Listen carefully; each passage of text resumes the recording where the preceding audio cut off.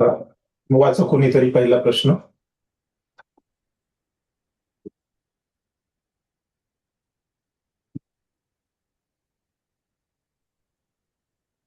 काय बंद पुस्तकाचा पहिला प्रश्न काय आहे?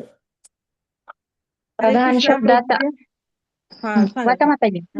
नाही नाही वाचा वाचा तुम्ही वाचा. प्रधान शब्दाचा अर्थ मराठीत स्पष्ट करा.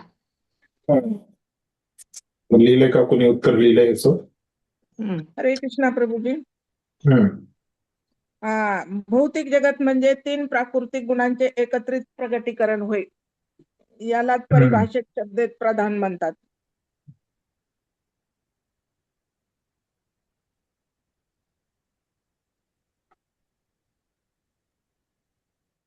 आहे बघा दुसऱ्याच अरे लाईन मध्ये उत्तर आहे. तात्पर्य जे आहे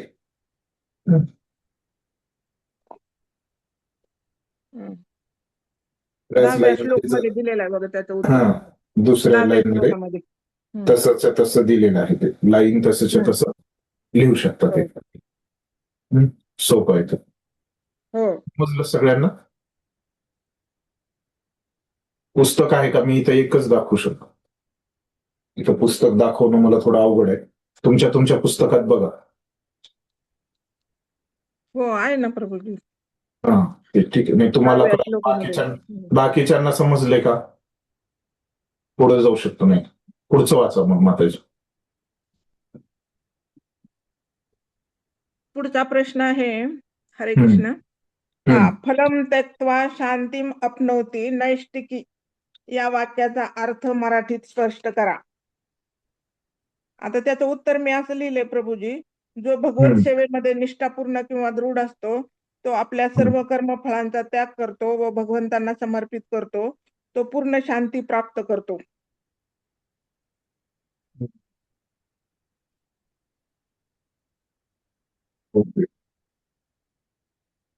फलम त्यक्त्वा शांती प्राप्नोति.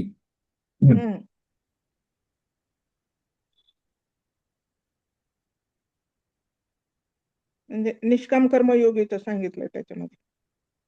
फलम त्यक्त्वा शांतीम अपनोति नैष्टिकी. निष्ठेची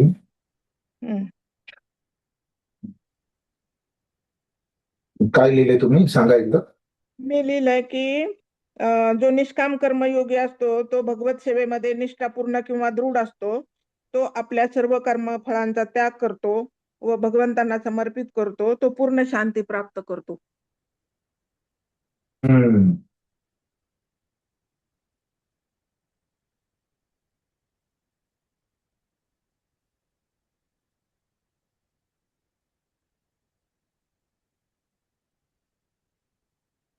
लिहिलंय ते युक्त असतो वगैरे ते लिहिलंय ते चांगलंच आहे. तुम्ही ते नाही लिहिलं तरी ठीक आहे. म्हणजे काय की सर्व कर्मफळांचा त्याग करून तो पूर्ण शांती प्राप्त करतो.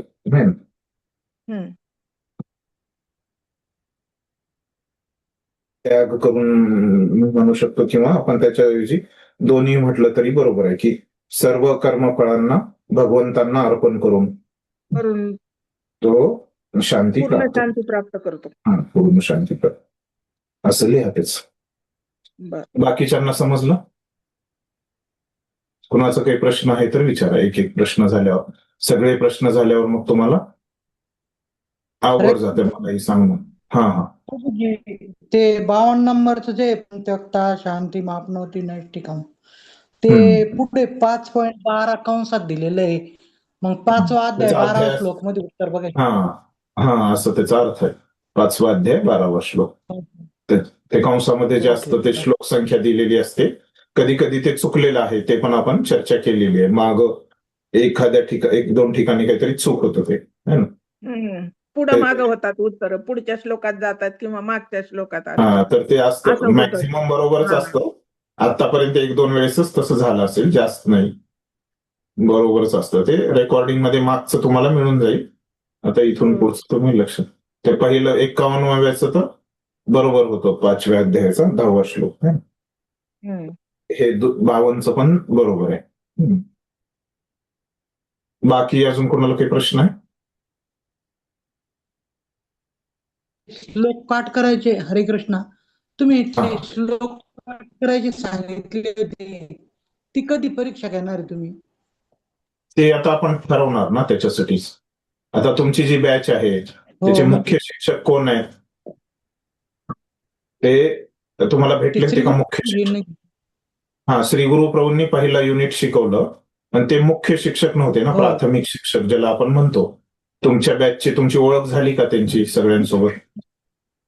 नाही हो. प्रभू, मुख्य शिक्षक कोण आहे आम्हाला, मला तर माहिती नाही. हा, ते आता उद्या मी त्यांना बोलवलंय तुमचे जे आहेत. आता श्री गुरु प्रभूंनी तुम्हाला एक युनिट शिकवलं, मी दुसरं युनिट तुम्हाला शिकवलं, 2 युनिट झाले तुमच्या बॅचचे. असं ते वेगवेगळे शिक्षक येऊन वेगवेगळे युनिट घेणार. पण तुमची बॅच एक मुख्य शिक्षक पण एक असतात, त्यांनी पण तुम्हाला काही युनिट घेणार. जसं तुम्हाला ते भक्तिरसामृत सिंधू हा ग्रंथ ते शिकवणार आहेत. आणखीन काही काही असतील म्हणजे मला एवढंच माहिती आहे की अजून काही एखादं युनिट ते शिकू शकतात. हे मुख्य शिक्षक, त्यांचं नाव आहे. तुमचं जे व्हॉट्सअप ग्रुप आहे बॅचचा, त्या ग्रुपमध्ये काय नाव दिलंय? व्हॉट्सअप ग्रुपमध्ये व्हॉट्सअप ग्रुप तुमचा जो आहे बी है ना, त्या- BBRV मराठी. हा. 81 आहे बघा पहिल्यांदा, आहे ना? 81 आहे. 81.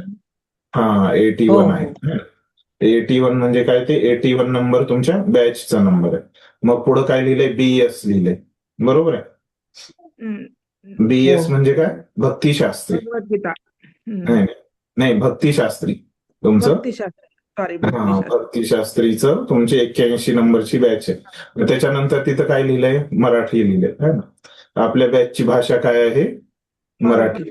हा, SBP. SBP म्हणजे काय? त्यांचं नाव आहे तुमच्या त्या शिक्षकाचं. तर त्यांचं नाव आहे सच्चिनंदन. यस, बीचं भगवान आणि पीचं प्रभू. तर असे हे तुमचे शिक्षक आहेत, है ना? त्यांचं नाव आहे सच्चिनंदन भगवान प्रभू. भगवान प्रभू. हा, तर त्यांनी पाहिजे की तुमची ही परीक्षेच्या तारखा वगैरे, है ना, तुम्हाला काही अडचण, है ना, तर मी त्यांना आता ते तारीख ठरवायची ना आपल्या परीक्षेची, तर त्यांना मी उद्या आमंत्रण दिलेलं आहे की 6:30ला तुम्ही या. तर तेव्हा आपण तारखा ठरवणार आहोत. बरोबर आहे?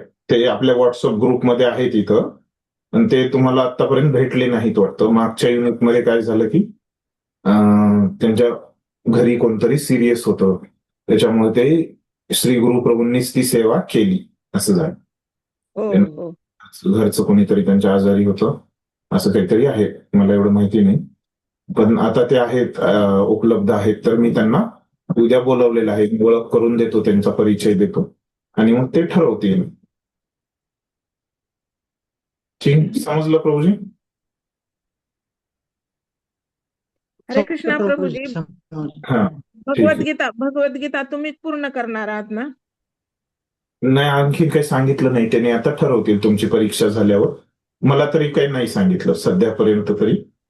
आता मला एवढंच सांगितलं होतं एक युनिट शिकवण्यासाठी, तर ते तर झालं आपलं पूर्ण. त्यांना माहिती असेल, ते सांगू शकतील तुमच्या प्रश्नाचं उत्तर, त्यांनी काय काय ठरवले. त्यांना अधिकार आहे ना तो. ते तुमचे मुख्य शिक्षक आहेत, त्यांची सेवा आहे ना ती, बरोबर आहे? काय नाव म्हणले तुम्ही? सचिनंदन काय? लिहून घेतो. सच्चिनंदन. सच्चिनंदन भगवान प्रभू. हा, तर उद्या या तुम्ही, म्हणजे त्यांची भेट होईल. ठीक आहे ना? हो. समजलं? अजून काही प्रश्न आहे तुमचा? नाही प्रभू. हा, तर आता पुढचा प्रश्न वाचा कोणीतरी.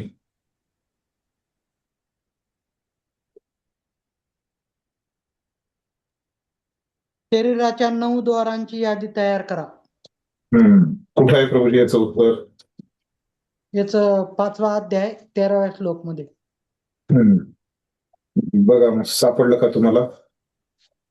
पुस्तकामध्ये उघडा, 5वा अध्याय 13वा श्लोक.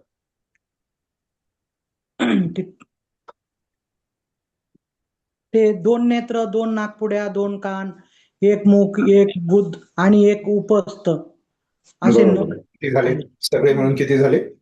9 हातात प्रभूजी ते. बरोबर. ह्या प्रश्नाचं उत्तर मिळालं. पुढचा वाचा मग. हो, अरे वा. कारण ते मी सगळं बुक बघितलं ना, ते एकाच वेळेस वाचलं, ते सगळा गोंधळ झालता माझा. ठीक आहे. ते मग असं झालं. काय प्रॉब्लेम? तो पण नंबर विभू आणि अणु या शब्दांचा अर्थ मराठीत स्पष्ट करा. कुठं आहे ह्याचं विभू उत्तर मग? आणि अणु 5-15 मध्ये दिलेले आहे.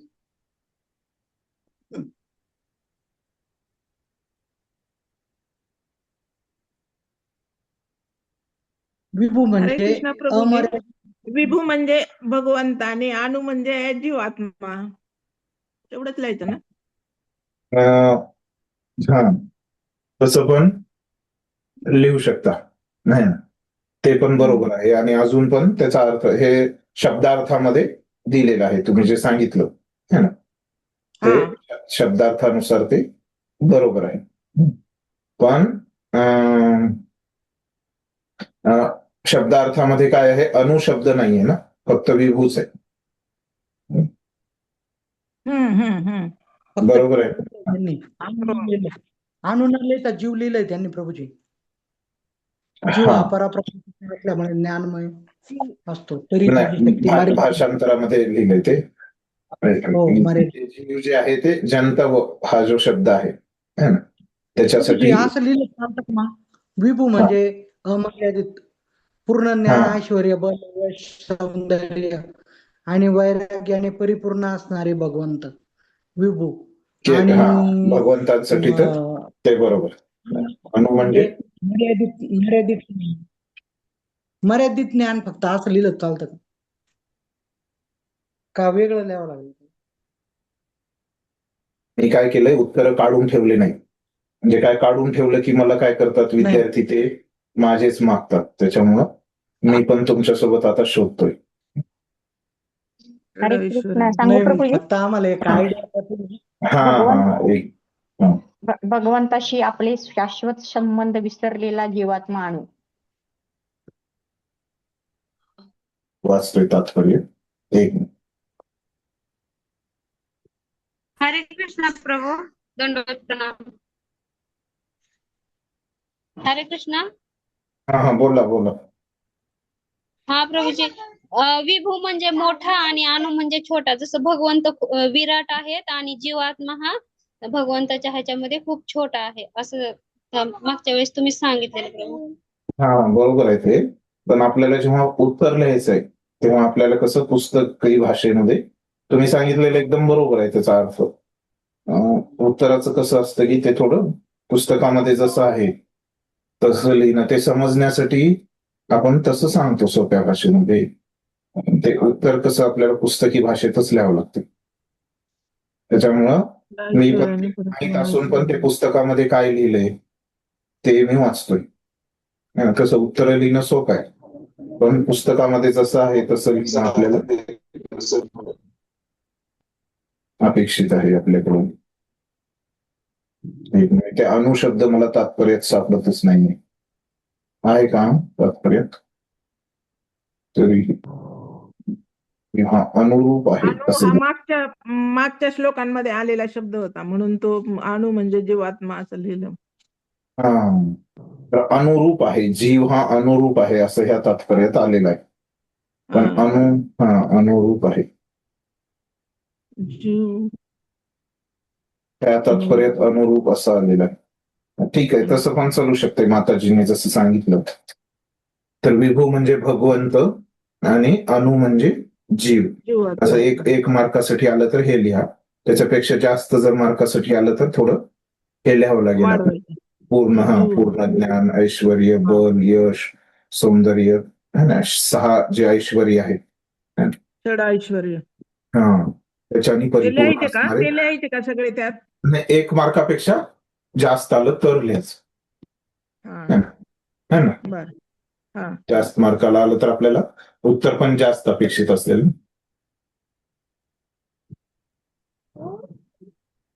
ठीक आहे, हो हरे पुढे जायचं मग आता हो हो. प्रभूजी. सगळ्यांना. हा, वाचा पुढचं. पंडिता समदर्शिन त्याचा अर्थ मराठीत स्पष्ट करा. अध्याय 5 18 वाजता. बरोबर. पंडित दर्शन.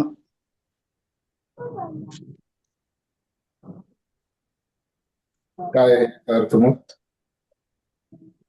प्रभूजी पंडिता समदर्शन म्हणजे असं याच्यात ते लिहिलेलं आहे, विनम्र साधू व्यक्ती यथार्थ ज्ञानाच्या आधारे विद्या संपन्न ब्राह्मण, गाय, कुत्रा, हत्ती, कांडाळ या सर्वांना समदृष्टीनं पाहतो. याचा अर्थच मग पंडिता समदर्शन होता ना, सारखं बघणे. नाही, आणि आता हे असं जे तुम्ही लिहिलंय वाचलं. प्रभूजी, जे हा, पंडित किंवा ज्ञानी आहेत ते सर्वांना समदृष्टीने पाहतात. आता प्रभूजींचं जे प्रभूजी तुम्ही जे वाचलं है ना, तुम्ही काय केलं, पूर्ण श्लोकाचंच भाषांतर सांगून टाकलं. असं बरोबर नाही ना. जेव्हा हो, आपल्याला प्रश्न विचारला जातो परीक्षेत, है ना, तर आपल्याला जे विचारलेलं आहे हो. तेवढंच आपण लिहिलं पाहिजे. नाही, जर आपण काय केलं की पूर्ण पुस्तकच आपल्याला एक प्रश्न विचारलाय, पूर्ण पुस्तकच आपण उतरून काढलं, त्याच्यात तर उत्तर असणारच आहे. पण त्याला मार्क मिळतील का कोणत्या परीक्षेत, कोणत्या प्रश्नाच्या उत्तराला? नाही मिळत. हा, जे आपल्याला विचारलंय तेवढंच आपण मोजकच लिहिलं म्हणजे आपल्याला समजलंय आणि त्यालाच आपल्याला मार्क मिळतात, है ना. चालेल, माहिती होतं हा, बरोबर. हा. तर तसं पूर्ण भाषांतर जर तुम्ही लिहिलं, जरी त्याच्यात उत्तर आहे पण तुम्ही दुसरंच जास्त लिहिले ना, जे विचारलंच नाही ते पण तुम्ही त्याच्यात लिहिले, है ना. तर जेवढं विचारलंय तेवढंच लिहिलं तर आपल्याला ते मार्क मिळतात, है ना. त्याच्यामुळं काय पंडिता समदर्शनाचं असं माताजीने सांगितलं की जे पंडित किंवा ज्ञानी आहेत ते, ज्ञानी आहेत ते सर्वांना समदृष्टीने पाहतात. हा, असं आपण त्याचं लिहायचं मोजक्या शब्द. ते पुढचं वाचा मग. ते कुणाला काही प्रश्न आहे का इथं? हा, पुढचं वाचा मग कोणीतरी.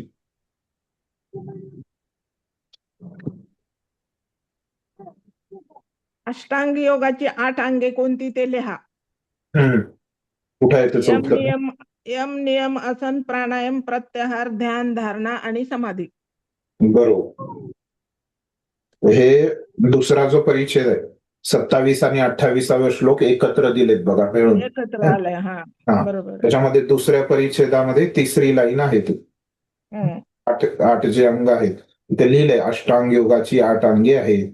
ती काय आहेत? यम नियम आसन प्राणायाम प्रत्याहार धारणा ध्यान समाधी, असं तिथं स्पष्ट लिहिलेलं आहे. मिळालं का सगळ्यांना? कुणाला मिळालं नाही असं आहे कुणी? ठीक आहे, पुढचं वाचा मग कोणीतरी.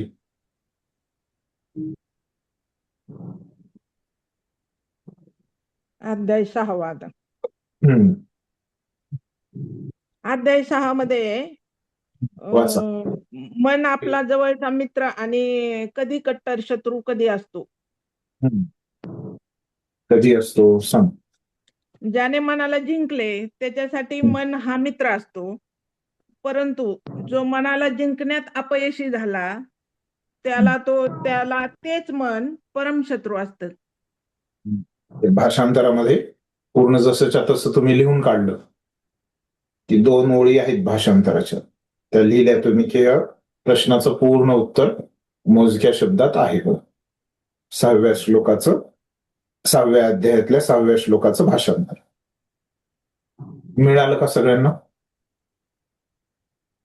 बरोबर आहे ना प्रभूजी? हा, बरोबर. कुणाला काही प्रश्न आहे? फास्ट होते का आपली स्पीड? सगळे उत्तर मिळत आहेत ना सगळ्यांना? हो प्रभूजी. माता ठीक. सिन्सिअर आहे पण आपल्या क्लासमध्ये. हा, इच्छेचा भाग आहे, तुम्ही पण बनवू शकता, तसं काही नाही. हा ना, मला तर हे असं कोऑर्डिनेट वगैरे नाही का याच्यामध्ये इंटरेस्ट आहे. मग तुम्ही कोऑर्डिनेटर बना. ते तर गेले वाटतं. मी सांगतो सचिनंदन भगवान प्रभूंना. पण ते कार्य काय असतं विचारावं लागेल. ते सांगतील ना समजावून तुम्हाला. सचिनंदन भगवान प्रभू सांगतील तुम्हाला समजावून. चालेल चालेल. मी सांगतो त्यांना, ते नाहीये प्रभूजींना. अवधूत चरण प्रभू आपले नगरचे, तुम्ही राहुरीचे आहेत ना? राहुरीचे हो हो हे माताजी ना पुण्यातून बोलतात आता या आम्ही हा नगर सेंटरला भेटलेलो आहे नगर सेंटरला हा ओके मिस्टर आहे ना कारखान्यात सर्व्हिसला होते शुगर हा शुगर फॅक्टरी बरोबर आहे का माताजी हो हा. काष्टीला वगैरे होते बऱ्याच दिवस हो काष्टीकडे हो हो हो हो ते माझे मी चुलते नव्हते आणि मी नव्हते हा नाही ते होते ते ओळखीचे होते माझे चुलते आहे ना हा हा हा. ते आमचे ते या प्रभूजी ठिकाणी होते. होते हा हा ते राहुरीला पण आले होते प्रसादला थोडे दिवस हो ठीक आहे मग आपण पुढे जाऊया पुढचा तर आता 58 नंबरचा प्रश्न हम्म, तर एकाकी व शुचोदेशे शब्दांचा अर्थ मराठीत स्पष्ट करा. तर बघा कुठं आहे याचं उत्तर 11व्या श्लोकात आहे 6व्या श्लोकाचं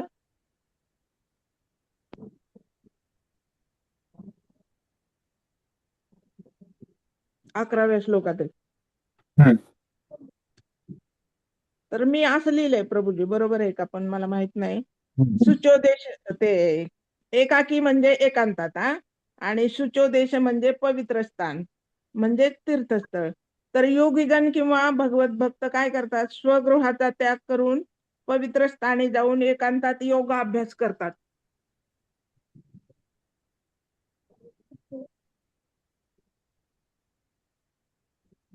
एक मिनिट मी बघतो एकाकी व शुचोदेशी शब्दाचा अर्थ मराठीत स्पष्ट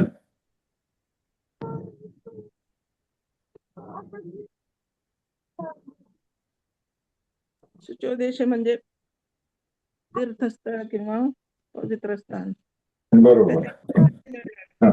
ते मराठीत शुचोदेश शब्दाचा अर्थ तुम्ही सांगितला तसं तीर्थस्थळ किंवा पवित्र स्थान आहे आणि दुसरं काय विचारलंय एकाकी एकाकीचा अर्थ काय आहे मग म्हणजे एकांतात हा मी दिले एकाकी म्हणजे एकांतात. ते आहे पण पुस्तकात तेच आहे का शब्द हो ते मला बघू द्या पुस्तकात मनाने नाही लिहिलं प्रभूजी. हा हा ते तर आहे सामान्य भाषेत एकांतातच आहे आणि इथं मला शब्दार्थात एकाकी शब्द सापडत नाहीये एकांत स्थळी आहे ना प्रभू त्याच्यात श्लोकात कुठे आहे तो?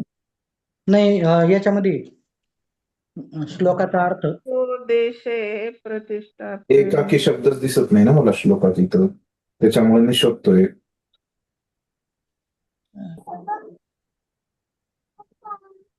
श्लोकात बरोबर आहे नाहीये शब्द तो. तो त्यांनी दिलं मागच्या श्लोकात आहे बघा 10व्या श्लोकात असं थोडं बदल असतं एकाकी शब्द कुठे आहे 10व्या श्लोकात आहे त्याच्यामुळे आपल्याला तो 11व्यात मिळत नाही एकाकी म्हणजे एकटा किंवा एकांत स्थळी एकटा राहणे एकांत स्थळी एकटं राहणे एकाकी म्हणजे काय तर एकांत स्थळी एकटं राहणे असं एकाकीचा अर्थ आहे 10व्या श्लोकात आहे बघा असं थोडा बदल असते हो हो ठीक आहे पुढचं हे मिळालं सगळ्यांना आहे इथपर्यंत स्पष्ट आहे सगळ्यांना आता पुढचं मग फक्त त्याचे अर्थ लिहायचे का प्रभूजी हो एकाकी आणि शुचोदेश फक्त त्याचा अर्थच लिहायचा ना हो तसंच विचारले ना त्यांनी हा अर्थच हे पुढचं काही नको लिहू ना. असं काही घ्यायचं आपल्याला असा अर्थ विचारलं तर तेवढं तेवढं ठीक आहे पर्याप्त आहे तेवढं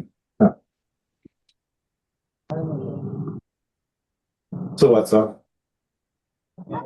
आता कोणीतरी आहार निद्रा भय व मैथून यांचा अतिरेक झाल्यास परिणाम काय होतो अध्याय 6 श्लोक क्रमांक 17 मध्ये याचं उत्तर आहे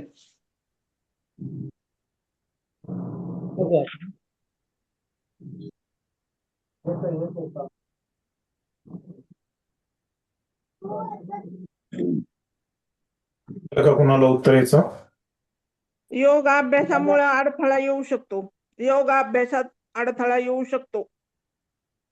हा योगाभ्यासाच्या प्रगतीमध्ये योगाभ्यासाच्या प्रगतीमध्ये अडथळा येऊ अडथळा शकतो येऊ शकतो असं पुस्तकात लिहिलेलं प्रभूजी हे पहिलंच वाक्य आहे. योगाभ्यास म्हणजे आध्यात्मिकच म्हणायचं ना प्रभूजी. आध्यात्मिक पण होतंय, त्याचे अनेक अर्थ आहेत. आपण बघितलं की अष्टांग योग पण होऊ शकतंय आणि हो. भक्ती पण होऊ शकते. दोन्ही अर्थ त्याचे होऊ शकते. योगाभ्यास म्हणजे अष्टांग योग पण होऊ शकते आणि इथं योगाभ्यास लिहायचं का मग? इथं त्यांनी योगाभ्यास जसं विचारलंय तसंच आपण लिहायचं. ठीक आहे. हो प्रभूजी. वाचू का पुन्हा? पुढचं वाचा तुम्ही प्रभूजी. युक्त शब्दाचा अर्थ मराठीत स्पष्ट करा. अध्याय क्रमांक 6 श्लोक क्रमांक 18 मध्ये उत्तर बघू आपण. लावा तिथं मग. फार मोठा आहे. हरे कृष्ण. बोला. योगामध्ये व्यवस्थितपणे स्थिर झालेला.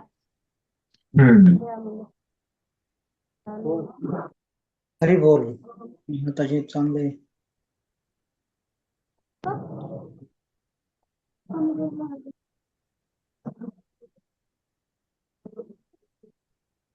प्रभूजी हरे कृष्ण. बघतोय मी. शब्दार्थामध्ये तर आहे माताजींनी जे सांगितलं ते शब्दार्थामधून योगामध्ये व्यवस्थितपणे स्थिर झालेला तिथं तर आहे.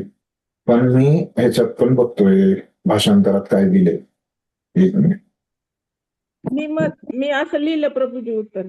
ज्याचे मन नियंत्रित आहे, भौतिक इच्छांपासून तो मुक्त झालेला आहे, म्हणजेच योगामध्ये जो व्यवस्थितपणे स्थिर झालेला आहे त्याला युक्त म्हणतात.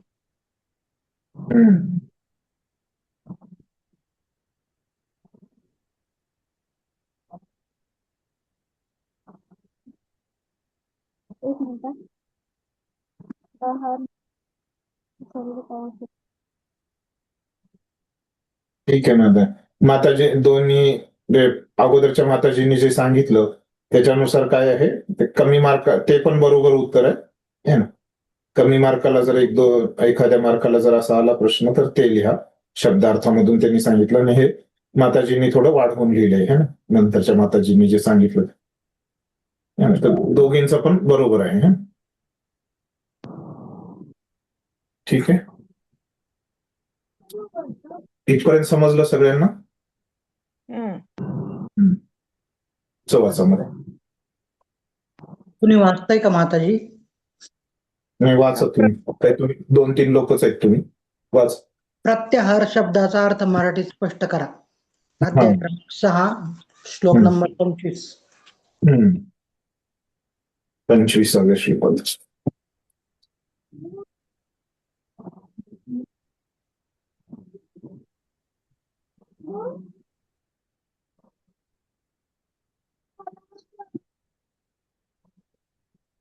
पहिल्याच लाईन मध्ये दिलेलं आहे बघा तात्पर्याचे. प्रत्याहार. इंद्रियांचा लय केला पाहिजे योग्य विश्वासाने, बुद्धीद्वारे मनुष्याने.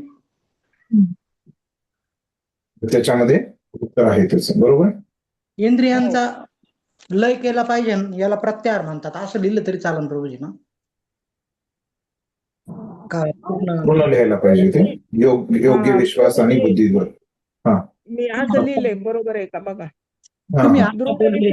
दृढ विश्वासाने बुद्धीद्वारे मनुष्याने हळूहळू क्रमशः इंद्रिय तृप्तीची कार्य थांबवणे याला प्रत्याहार म्हणतात. कमी करणे, थांबवणे. ठीक आहे, दोन्ही ठीक आहे. क्रियांचा लय करणे म्हणजे कमी लय होत जातो, आपण म्हणतो ना, कमी होत जातं, थांबतात. लय होत गेला की ते थांबतात. ठीक आहे, दोन्ही बरोबर. तसं जरी लिहिलं तरी बरोबर आहे. माताजींनी लिहिलेलं पण बरोबर आहे. लय होणे.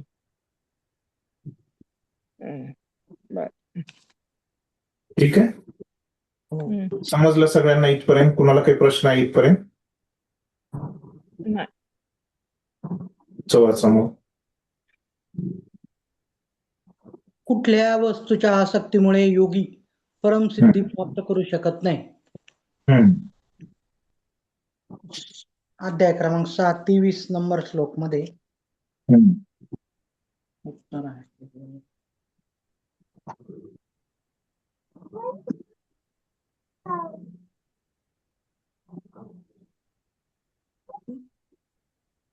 वीस 21 22 23 सगळे एकत्र आहे त्याच्यामुळे शोध जायला वेळ लागेल प्रभूजी. प्रभूजी मी उत्तर असं लिहिलंय त्याचं, योगी जन सांसारिक आसक्तीमुळे परमसिद्धी प्राप्त करू शकत नाहीत.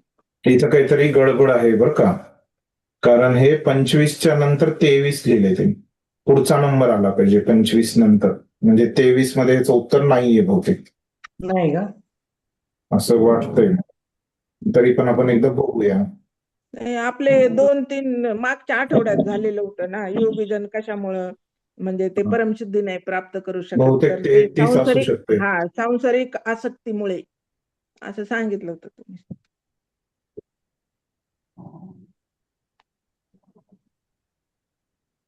नाही, बघतो पुस्तकामध्ये काय आहे ते. बाकी कोणी काही लिहिलंय का? बाकी कोणी काही बोलतच नाही.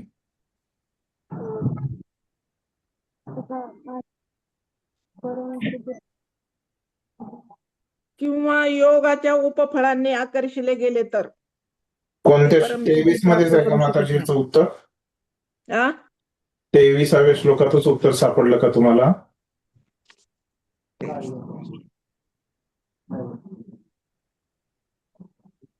श्लोकात नाही, कुठं सापडलं विचारतोय मी, मला नाही माहिती कुठे. इथं लिहिलंय 23वे आहे, तर त्याच्यातच सापडलं का तुम्हाला?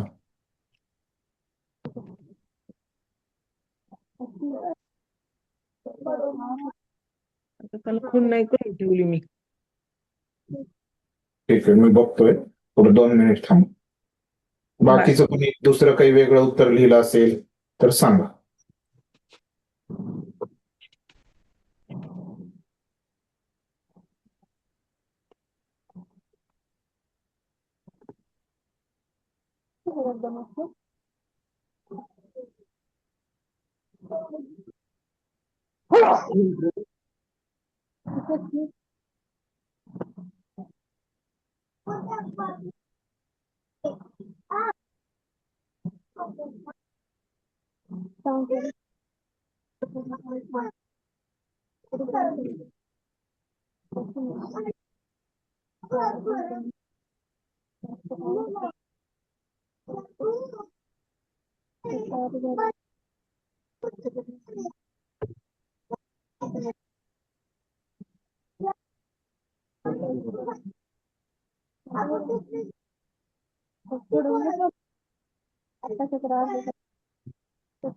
बाहेरचं इंग्लिश मध्ये मी बघतो.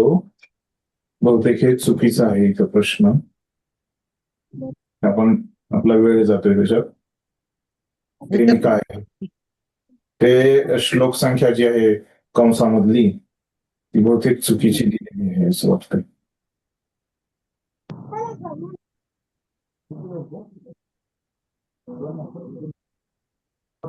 पेज नंबर 240 वर बघा प्रभूजी, वरून दुसरा पॅरेग्राफ. एक मिनिट मी इथे इंग्लिश मध्ये एकदा प्रश्न वाचून घेतलाय मला. हा, जे ठीक ते आहे. हा तिथं बरोबर दिलेलं आहे. ते काय भाषांतरच केलेलं आहे कधी कधी. प्रभूजी हा, बोला बोला बोला. याच्यामध्ये लिहिलंयच नाहीये याच्यामध्ये उत्तर. आहे का? कोणत्या 23व्यात? हो. 23व्या मध्येच आहे. विविध सापडलं. प्रकारच्या इंद्रिय तृप्तींनी युक्त आजचा तथा कथित योगाभ्यास म्हणजे विपर्यासच आहे. संभोग आणि मद्यपान करण्यात मग्न असलेला योगी म्हणजे एक थट्टा आहे. योग साधनेतील सिद्धीकडे जे योगी आकर्षित होतात ते सुद्धा योगामध्ये पूर्णपणे स्थित नसतात. जर योगीजन योगाच्या उपफळांनी आकर्षिले गेले तर या श्लोकामध्ये सांगितल्याप्रमाणे ते पूर्णावस्था प्राप्त करू शकत नाहीत. यातलं शॉर्ट मध्ये लिहावं लागेल तो. कोणता परिच्छेद आहे प्रभूजी तो? दुसरा परिच्छेद आहे. 1 2 3 4 5 6 7 8 9 10. 10वी ओळ, वरून 10वी ओळ. दुसरा परिच्छेद 10वी ओळ. 240. या अध्यायामध्ये वर्णन केल्याप्रमाणे का? हो त्या परिच्छेदात का? हो. परिच्छेद त्याची सुरुवात काय? परिच्छेदाची त्याची सुरुवात आहे या अध्यायामध्ये वर्णन हा केल्याप्रमाणे हा हा त्याच्यामध्ये खालून 1 2 3 4 5 4 चौथी लाईन हा चौथी 5वी लाईन बरोबर आहे, सापडलं. एक मिनिट. तर कुठल्या वस्तूच्या आसक्तीमुळे योगी परमसिद्धी प्राप्त करू शकत नाही. करू शकत नाही. हा हम्म. योग साधनेतील सिद्धीकडे जे योगी आकर्षित होतात ते सुद्धा योगामध्ये पूर्णपणे स्थित नसतात. नसतात.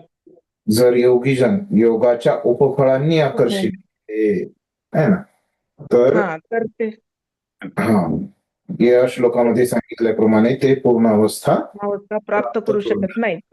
हा. तर काय आहे मग याचं उत्तर एका ओळीतच आहे. योगाच्या उपफळांनी आकर्षिले गेले तर. आकर्षिले गेले तर. बरोबर. मिळालं दोन्ही हे पण सगळ्यांना लिहिले उत्तर होते मी. मिळालं ह्याचं? सगळ्यांना ह्याचं उत्तर मिळालं? हो प्रभूजी. चला पुढचा वाचा मग. एका अपयशी योग्याला कोणती गती प्राप्त होते? 6 आणि 41 आणि 42 अध्याय 6वा. श्लोकक्रमाने 41 42 मध्ये बघू आपण.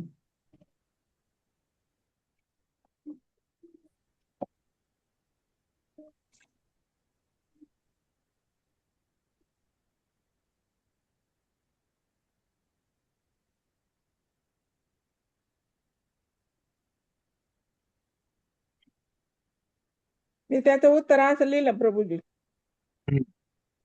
त्या अपयश योग्याला पुढचा जन्म श्रीमंत किंवा धनवान कुटुंबामध्ये किंवा आध्यात्मिक कुटुंबात जन्म मिळतो. आध्यात्मिक वैभवशाली लिहिलंय. शॉर्ट मध्ये माताजींनी लिहिलेलं बरोबर आहे. बरोबर आहे. विस्तारित लिहायचं असेल तर कसं लिहू शकता तुम्ही?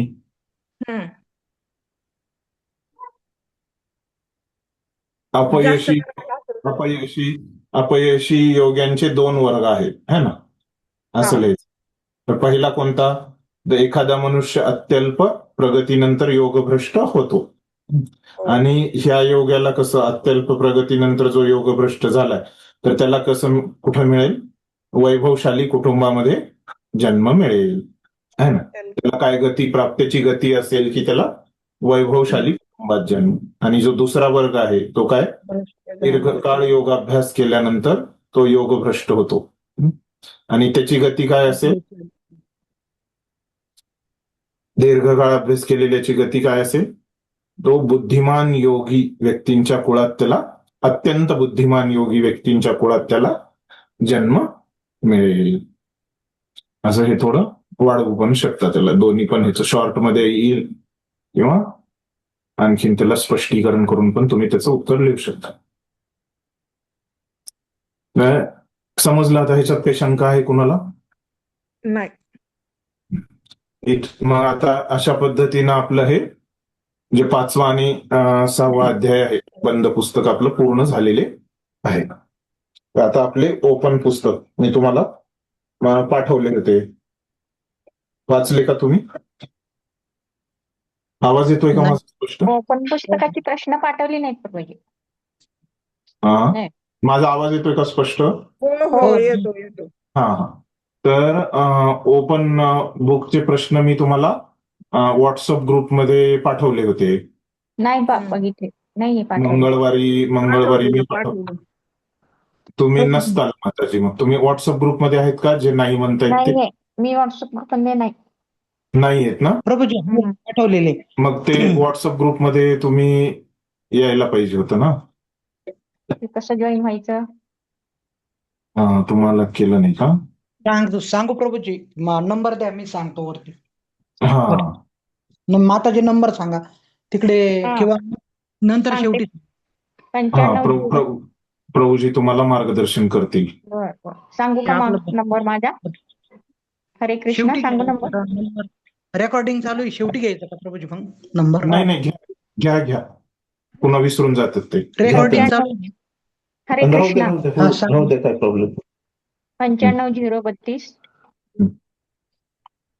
ओके. 00 415. माताजी नाव काय आहे? रश्मी थिटे, राघवी लक्ष्मी देवीदाशी.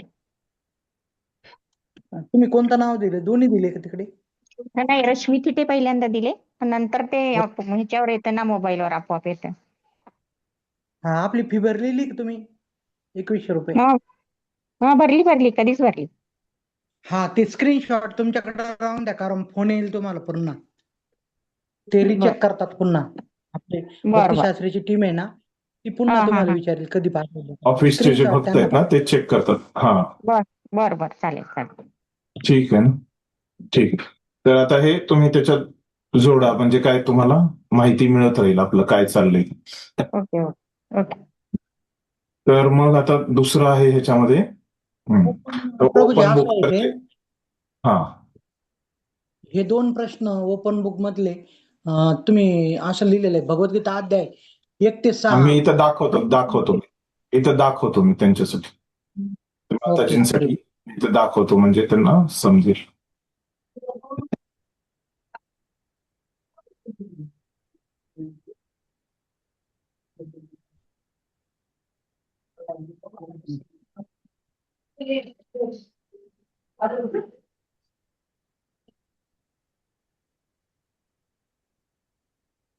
दिसतंय का माताजी तुम्हाला हे? हा, लोड दिसला. राहिलं. ओके, हा, दिसला. दिसला ना? हा. स्क्रीन. तर आता बघा, इथं जे आहे है ना, तर खूप अध्याय 1 ते 6 काय आहेत, खुले पुस्तक. है ना? तर आपली ही जी खुली पुस्तक परीक्षा आहे, तर त्याच्यामध्ये तुम्हाला इथं किती 10 प्रश्न दिसत आहेत, बरोबर आहे? हो. हा, पण हे 10 प्रश्न लिहायचे नाही आहेत आपल्याला. आपल्या परीक्षेला किती प्रश्न आहेत? 2च प्रश्न आहेत. तर ह्या 2च प्रश्नाची उत्तरं आपल्याला लिहायची, पूर्ण 10 आपल्याला लिहायचे नाहीयेत. आणि आता ह्या परीक्षेचं नाव काय आहे? काय आहे नाव या परीक्षेचं? खुले पुस्तक. हा, खुले पुस्तक. Open book. खुले पुस्तक. म्हणजे काय आहे की परीक्षा, म्हणजे आतापर्यंत आपल्याला काय माहित होतं, जे शाळेमध्ये आपण परीक्षा दिली त्याच्यामध्ये काय असायचं, आपल्याला पुस्तक घेऊन जाता यायचं का? नाही. आता ही अशी परीक्षा आहे की ज्याच्यामध्ये आपण बघून लिहायचं. कॉपी करू शकतो आपण ह्या परीक्षेमध्ये, पुस्तक उघडं ठेवून लिहायचं, खुलं करून लिहायचं. पहिली 2 प्रश्न आहेत का? नाही, पहिला प्रश्न आहे आणि त्याच्यानंतरचा 8वा. 8वा आहे ना, पहिला आणि 8वा असे हे 2 प्रश्न आहेत. तर आता ह्या परीक्षेचं नाव काय? खुले पुस्तक. तर आपण हे बघून लिहू शकतो या परीक्षेमध्ये, असं ह्या परीक्षेचा उद्देश आहे. तर आता हे जे आहे आपल्याला माहिती नसेल, की ज्या भक्तांनी पहिलं युनिट दिलं त्यांना माहिती असेल, पण त्या युनिटमध्ये जे शिक्षक होते ते एवढं विस्तारानं शिकवू शकले नाहीत, की त्यांच्याकडे वेळ कमी होता. असं त्यांनी पण ह्या परीक्षेबद्दल आणखीन त्यांनी त्यावेळेस व्यवस्थित ते सांगू शकले नाहीत, की कसं लिहायचं वगैरे, है ना, असं ते म्हणले मला. तर त्याच्यामुळे मी थोडं आता विस्तारानं तुम्हाला सांगतो की ह्या परीक्षेबद्दल. 1 मिनिट, मी इथं हे करतो, 1 मिनिट द्या मला.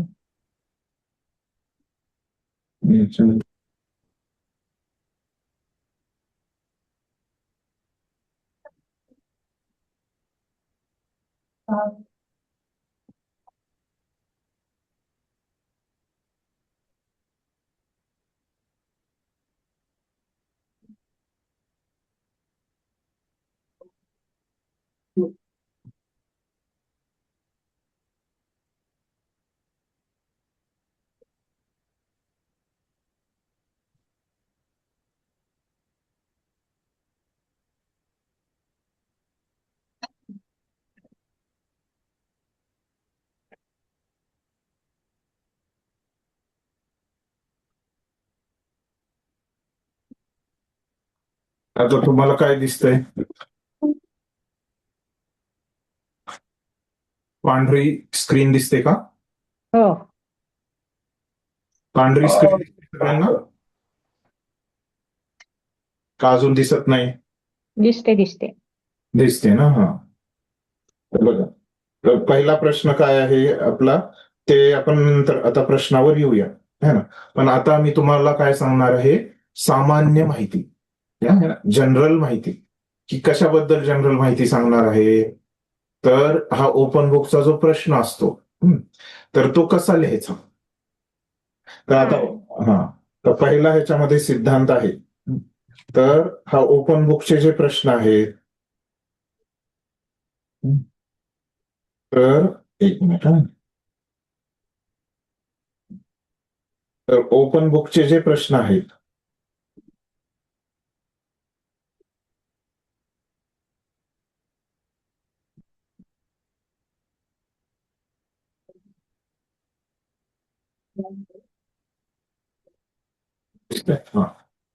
तर ह्या प्रश्न जे आहेत तर ते त्यांचं जे उत्तर लिहायचंय तर ते कसं लिहायचंय, एका निबंधासारखं लिहायचंय त्याचं उत्तर.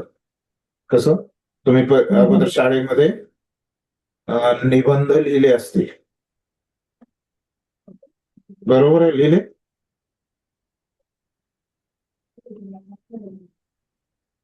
लिहिले की नाही. हो लिहिलेले. तर हे निबंधाच्या रूपामध्ये त्याचं आपल्याला उत्तर लिहायचंय. आणि दुसरं म्हणजे तर ह्याच्यामध्ये त्यांची स्ट्रक्चर आहे, म्हणजे एक आकृतीचं आपल्याला पालन करायचंय. जसं आपण एक घराचा आपल्या एक आकृती किंवा आकार असतो, स्ट्रक्चर आपण त्याला म्हणतो. स्ट्रक्चर समजतंय सगळ्यांना. तर एक विशिष्ट आकृतीमध्ये या निबंधाचं आपल्याला उत्तर लिहायचंय. आणि हा निबंधाचा विषय म्हणजे काय आहे, तो प्रश्न आहे जो की आपल्याला दिलाय. तर प्रत्येक युनिटमध्ये आपल्याला असं काय देणार आहेत, ते 2 प्रश्न देणार आहेत. किती प्रश्न देणार आहेत, 2. तर ह्याच्या अगोदरचं युनिट तुम्हाला झालंय, तिथं पण तुम्हाला 2 प्रश्न दिलेले असतील, बरोबर आहे. हो. आणि आत्ताचं जे युनिट आपण वाचलं भगवद्गीतेचे पहिले 6 अध्याय, त्याच्यामध्ये पण मी किती प्रश्न दिले तुम्हाला, 2 प्रश्न दिले. असे हे 2 प्रश्न इथं असतील तुम्हाला. तर मग आता हे तर पहिला मुद्दा झाला. आणि दुसरा आहे त्याची आकृती आणि आकार. ह्याच्याबद्दल आपण बघूया. ओपन बुकचा जो हा निबंध आहे, तर ह्या निबंधाची कशी आकृती असली पाहिजे. कोणताही प्रश्न येऊ तुम्हाला, की त्याची काय होईल, आकृती ही काय असेल, फिक्स असेल, है ना, बरोबर आहे. त्याला काय म्हणायचं आपण, फिक्सला. समजलं सगळ्यांना. तर ती आकृती फिक्स असेल आणि ती बदलणार नाही. तर ती फिक्स आकृती काय आहे ते आपण शिकून घेऊया. तर काय असेल, जे तुम्हाला प्रश्न दिलेला आहे तर त्याच्यामध्ये काय, तो प्रश्न समजून घ्यायचा पहिल्यांदा, है ना. पहिलं तर ते मुद्दा आहे.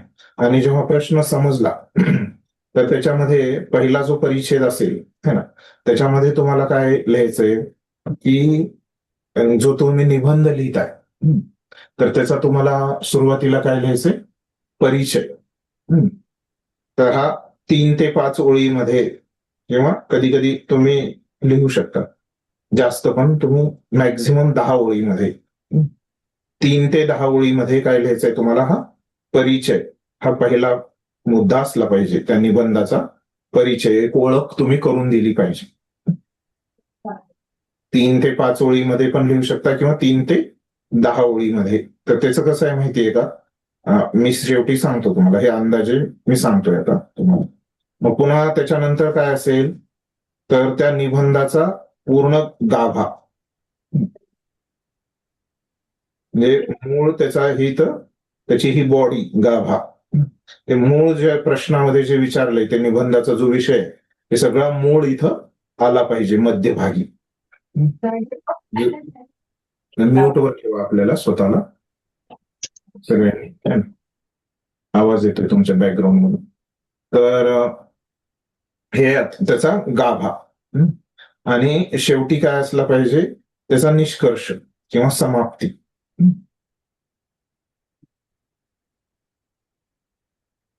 काही युनिटचा कोणताही प्रश्न असो, आता मी जे माहिती सांगतोय ती काय आहे, सामान्य माहिती आहे.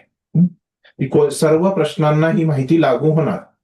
ती आधी आपण समजून घेऊया आणि मग आपले जे विशिष्ट प्रश्न आहेत जे या युनिटचे आहेत तिकडं आपण जाणार आहोत.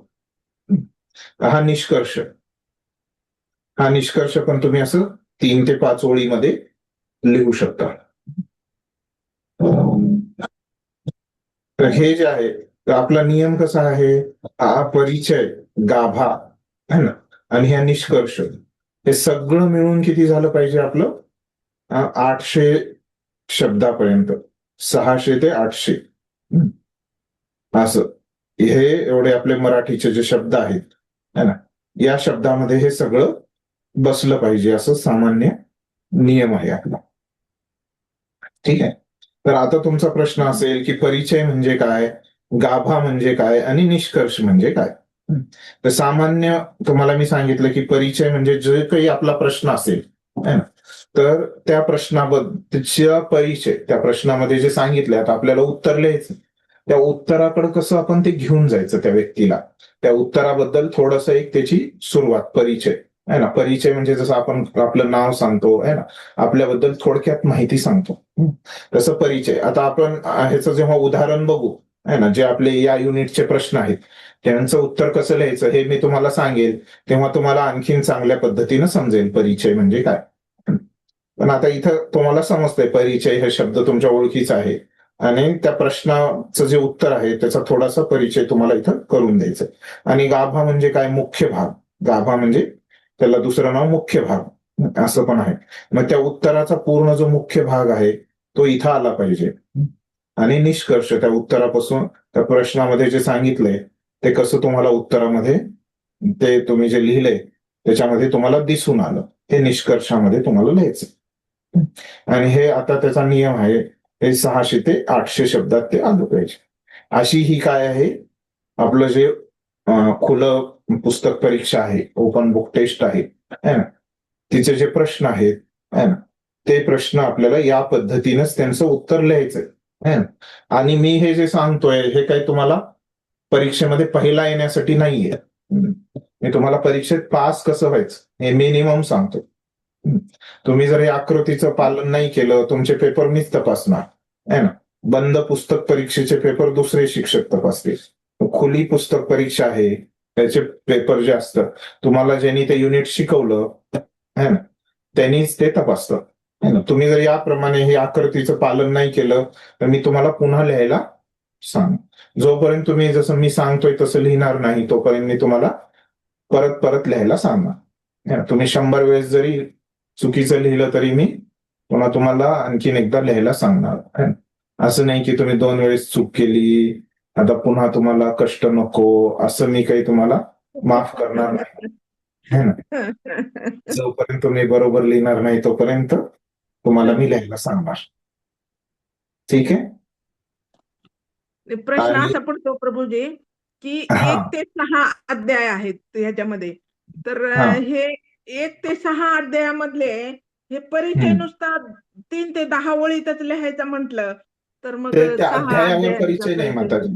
हा, ते म्हणलं की तुम्हाला हा जो एक ठराविक प्रश्न दिलेला आहे है ना, त्या प्रश्नाच्या आता ते तुम्हाला आपण उदाहरण बघितल्यावर तुमच्या प्रश्नाचं उत्तर मिळेल. जर नाही मिळालं तर तुम्ही पुन्हा तुमचा प्रश्न विचार. बरं. आता हे सामान्य माहितीत तुमचं एवढं तुमच्या प्रश्नाचं उत्तर मिळणार नाही तुम्हाला. जेव्हा आपण प्रश्न बघू आता आपले जे 2 प्रश्न आहेत ते आपण बघणार आहोत ना, तर तेव्हा आपण ते बघितल्यानंतर तुम्हाला ते प्रश्नाचं आपोआप तुमचं उत्तर मिळेल. नाही मिळालं तर तुम्ही आणखीन विचार. बरं. आपले नागराज प्रभू आलेले आहेत पण त्यांना वाटलं आजच आहे, वाटलं 6:30ला है ना, पण ते उद्या आहे प्रभूजी. ओके प्रभूजी. ते म्हणजे आज तुम्ही थांबू शकता पण मी तुम्हाला सांगितलं तर तुम्ही दिसला. Okay okay. ऐकू शकता असं काही नाही. तर हे सामान्य तुम्हाला माहिती दिली. आता आपण एवढी सगळ्यांना स्पष्ट आहे, एवढं समजलं.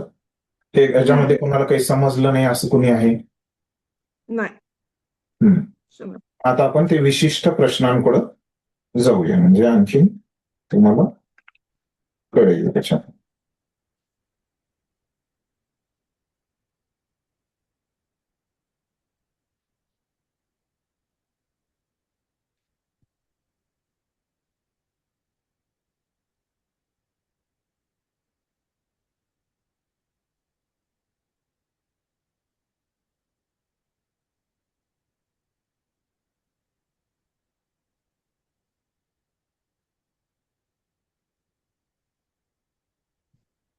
पान घेतो. हम्म.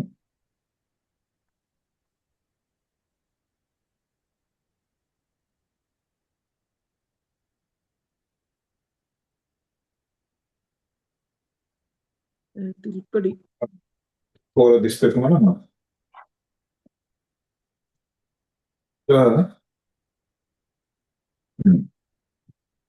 तर पहिला प्रश्न काय आहे, वाचा कोणीतरी.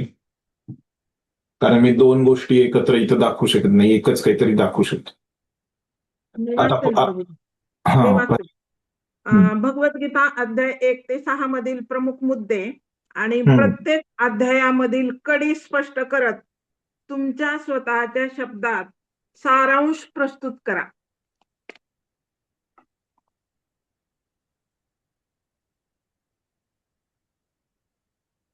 सारांश प्रस्तुत करा.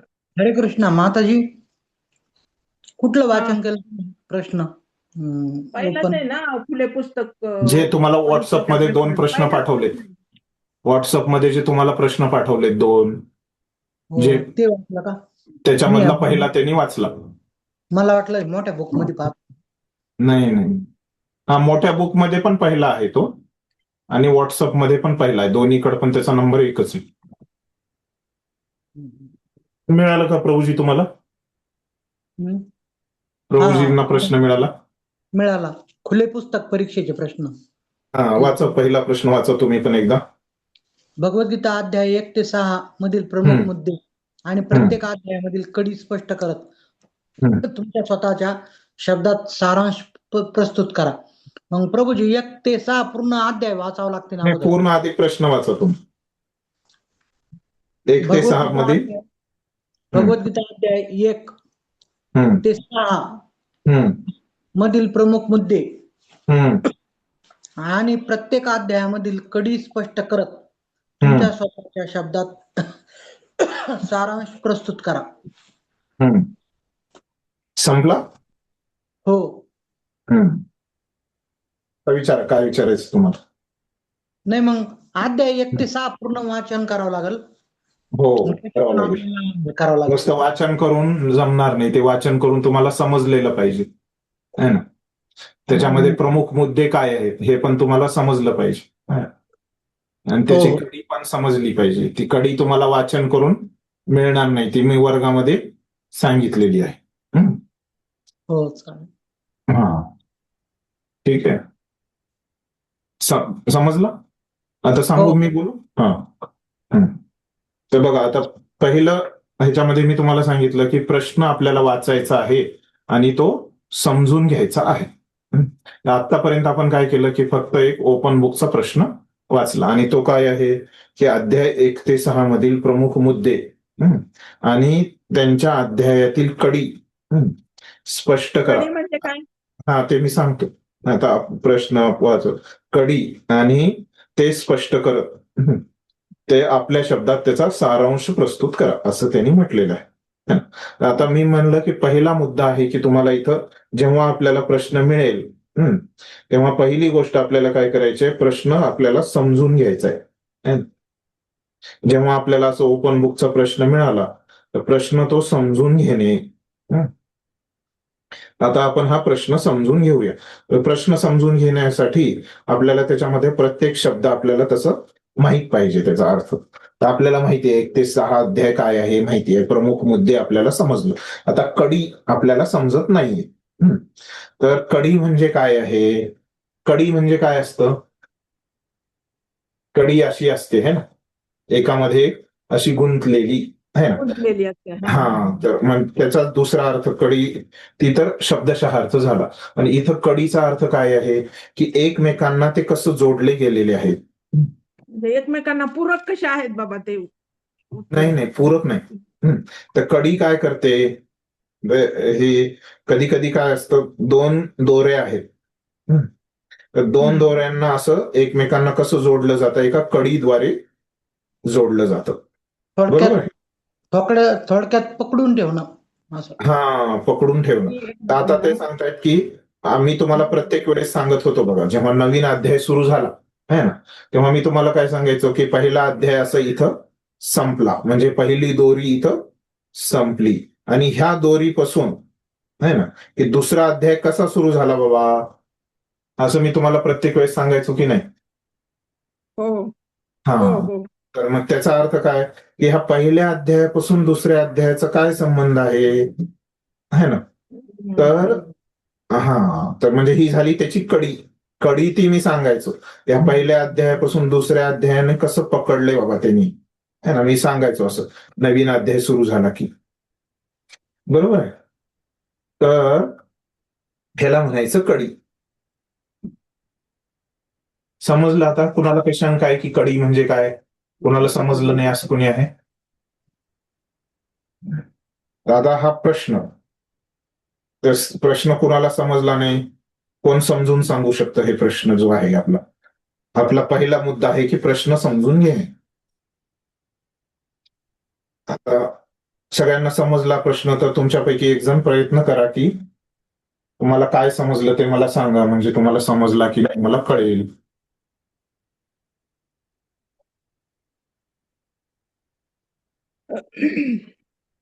हरे कृष्णा प्रभूजी. बोला. हा हा ह्या 1 ते 6 अध्यायामधील प्रमुख मुद्दे आणि प्रत्येक अध्यायातील कडी स्पष्ट करायची. तर हे लिहिताना आपल्याला प्रथम परिचय लिहायचा. नाही नाही, ते आता मी ते तुम्हाला बोललोच नाही. तिथं आपण बरं. परिचयला जे म्हणलो नाही. आता आपला काय मुद्दा चालू आहे, प्रश्न समजून घेणे हा मुद्दा आपला चालू आहे. तर तुम्ही आता हा प्रश्न वाचला, आता मी तुमचा विद्यार्थी आहे, तुम्ही मला हा प्रश्न समजावून सांगा. हरे काय कृष्ण. समजलं मला प्रश्नातून? हरे कृष्णा, दंडोत प्रणाम. बोला तू. एक अध्याय संपल्यानंतर दुसरा अध्याय जेव्हा चालू होतो ना, हा ते 1 नंबरच्या अध्यायाचा सारांश किंवा प्रश्न विचारला तर त्याचं उत्तर दुसऱ्या अध्यायात राहतं. तर ती कडी आता ते सांग, मी तुम्हाला एक लिहून दाखवतो. तर बघा प्रश्न काय आहे ना, पहिला मुद्दा आहे की आपल्याला प्रश्न समजून घ्यायचा आहे. तर मी आणखीन एकदा तुम्हाला प्रश्न समजावून सांगत आहे ना, पुन्हा तुम्हाला सांगायचंय तुमच्यापैकी कुणाला. तर आता तुमच्यापैकी कुणीच बोललं नाही म्हणून मी अजून एकदा सांगतोय समजावून. प्रश्न काय आहे आपला, तर त्यांनी आपल्याला काय विचारलंय त्यांनी, आपले भगवद्गीतेचे जे 1 ते 6 हे अध्याय आहेत, है ना, त्या अध्यायातून ते काय म्हणतायत की तुम्ही प्रमुख मुद्दे लिहा. काय म्हणतायत ते? प्रमुख मुद्दे लिहा. अजून काय म्हणतायत? दुसरा मुद्दा काय म्हणतायत ते, की कडी प्रत्येक लिहा. अध्यायातील कडी स्पष्ट करा. तर कडी म्हणजे काय, मी तुम्हाला सांगितलं की एक अध्यायापासून दुसरा अध्याय कसा आला, तर ते तुम्हाला लिहायचंय कडी. तर ती कडी स्पष्ट करा. कसं करा, कशी स्पष्ट करायला सांगितले त्यांनी? पुस्तकामधून लिहा म्हणलंय का त्यांनी?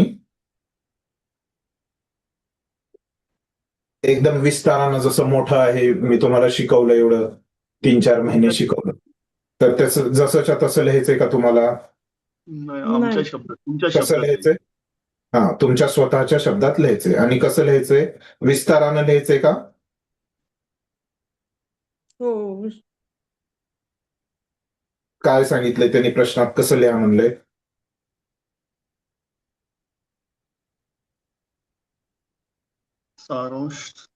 सारांश रूपात लिहा म्हणलंय, है ना?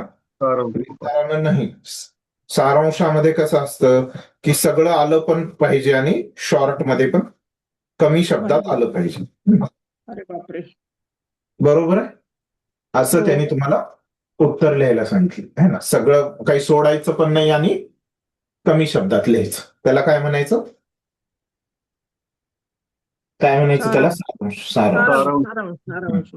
असं त्यांचा प्रश्न आहे.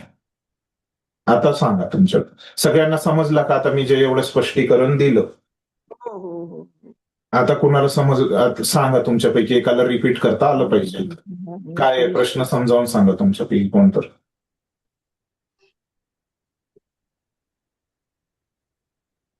प्रश्न सांगा समजावून.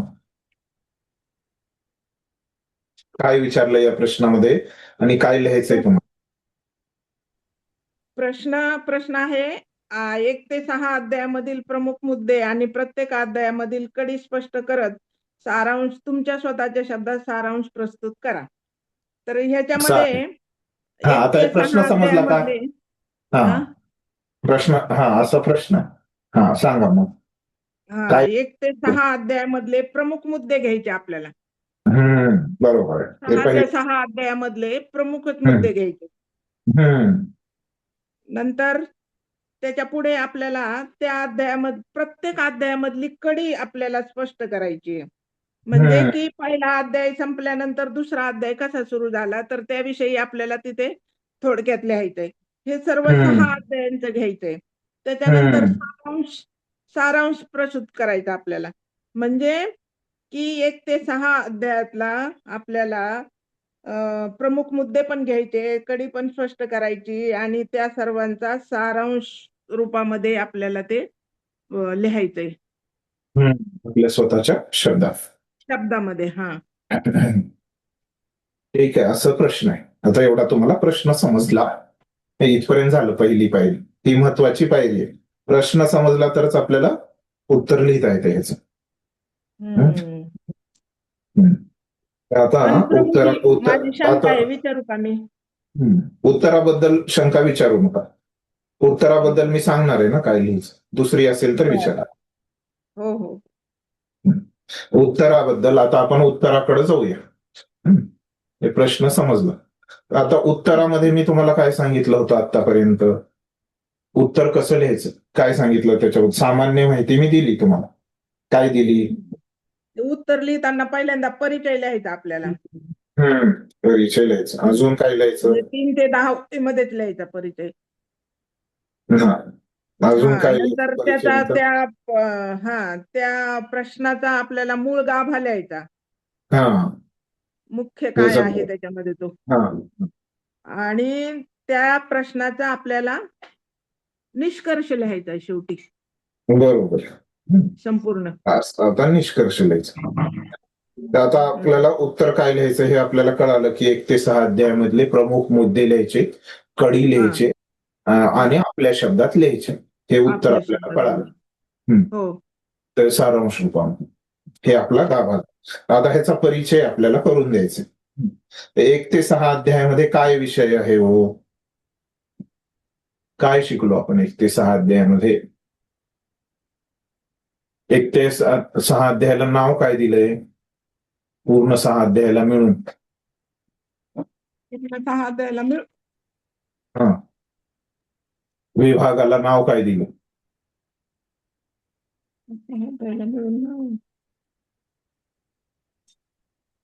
मी सांगितलं होतं की पहिल्या 6 अध्याय मध्ये हा विषय आहे. पुन्हा मधल्या 6 अध्यायामध्ये 7 ते 12 या 6 अध्यायामध्ये हा विषय आहे. मग पुन्हा 13 ते 18 या 6 अध्यायामध्ये हा विषय आहे. असं मी तुम्हाला सांगितलं होतं. आठवतंय का? मग पहिल्या 6 अध्यायामध्ये काय विषय होता? पहिल्या 6 अध्यायामध्ये हरे कृष्ण प्रभूजी. हा, पहिल्या 6 भागामध्ये पहिला भगवद्गीतेतील मूळ आशय होता. काय आहे तो मूळ आशय? भगवद्गीतेचा उद्देश काय आहे? तिसरा भगवद्गीतेचे प्रमुख विषय काय?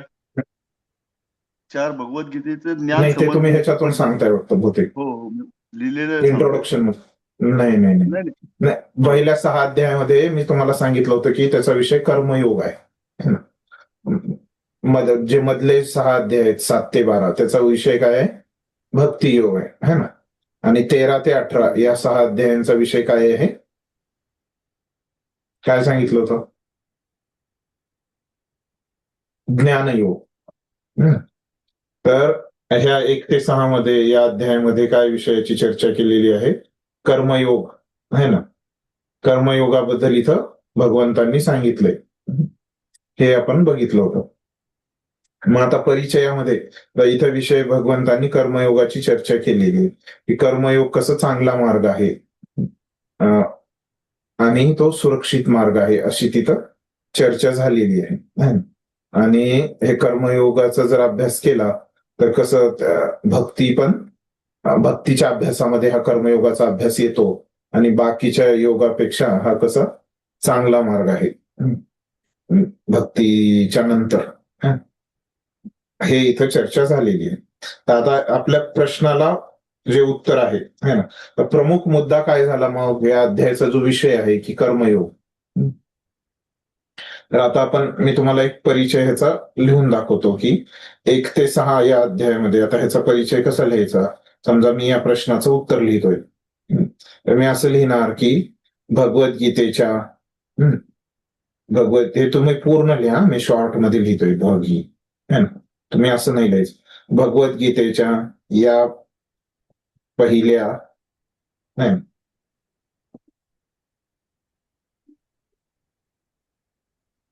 6 अध्यायामध्ये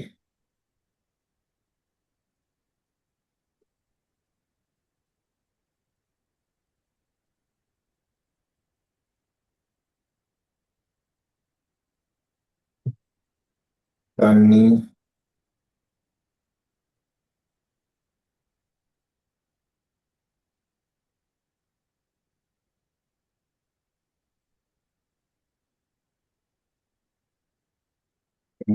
मुख्य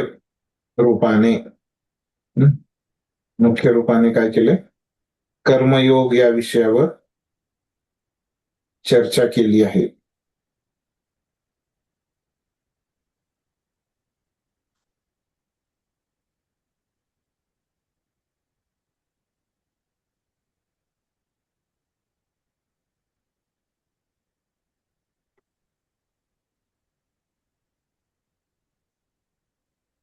दूध तापायला ठेव ग बाई. कर्मयोग या विषयावर चर्चा केलेली आहे. चर्चा केली आणि काय केलं की कर्मयोग कसा भक्ती योगाकडे घेऊन जातो. कसा भक्ती योगाकडे, आता हे शॉर्ट मध्ये लिहितो भयोग, आणि भक्ती योगाकडे घेऊन जातो यावर पण चर्चा केली. व काय केलं, आणखीन प्रमुख मुद्दा काय आहे इथं की भक्ती योगाकडे घेऊन जातो आणि या सर्वांपेक्षा कर्म आणि भक्ती योगाकडे घेऊन जातो व कर्मयोग अष्टांग योग यापेक्षा भक्तियोग कसा श्रेष्ठ आहे या विषयावर चर्चा केली आहे. आपण बघितलं शेवटचा श्लोक काय आहे की भक्तियोगी श्रेष्ठ आहे. म्हणजे निष्कर्ष काय काढलाय भगवंतांनी की भक्तियोग कसा श्रेष्ठ आहे या बाकीच्या कर्मयोग अष्टांग योगापेक्षा. आपण बघितलं की अष्टांग योग पण अर्जुन म्हणला की मी आचरण करू शकत नाही. कर्मयोग ज्ञानयोग अष्टांग योगापेक्षा भक्तियोग कसा श्रेष्ठ आहे हे प्रमुख विषय आहे त्या 6 अध्यायामध्ये. आता बघा 3-4 ओळीमध्येच मी काय केलं, परिचय दिला तुम्हाला इथं. बरोबर आहे, समजला सगळ्यांना हा परिचय मी काय दिला ते, कसा दिला, परिचय मी कसा लिहिला इथं बघा है ना.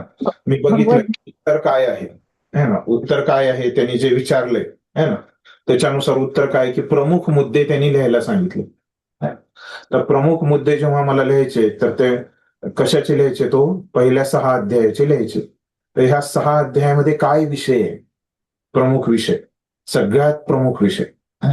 छोटे छोटे विषय नाही लिहायचे आपल्याला, कारण आपल्याला इथं 5 ओळीमध्येच हे लिहायचं.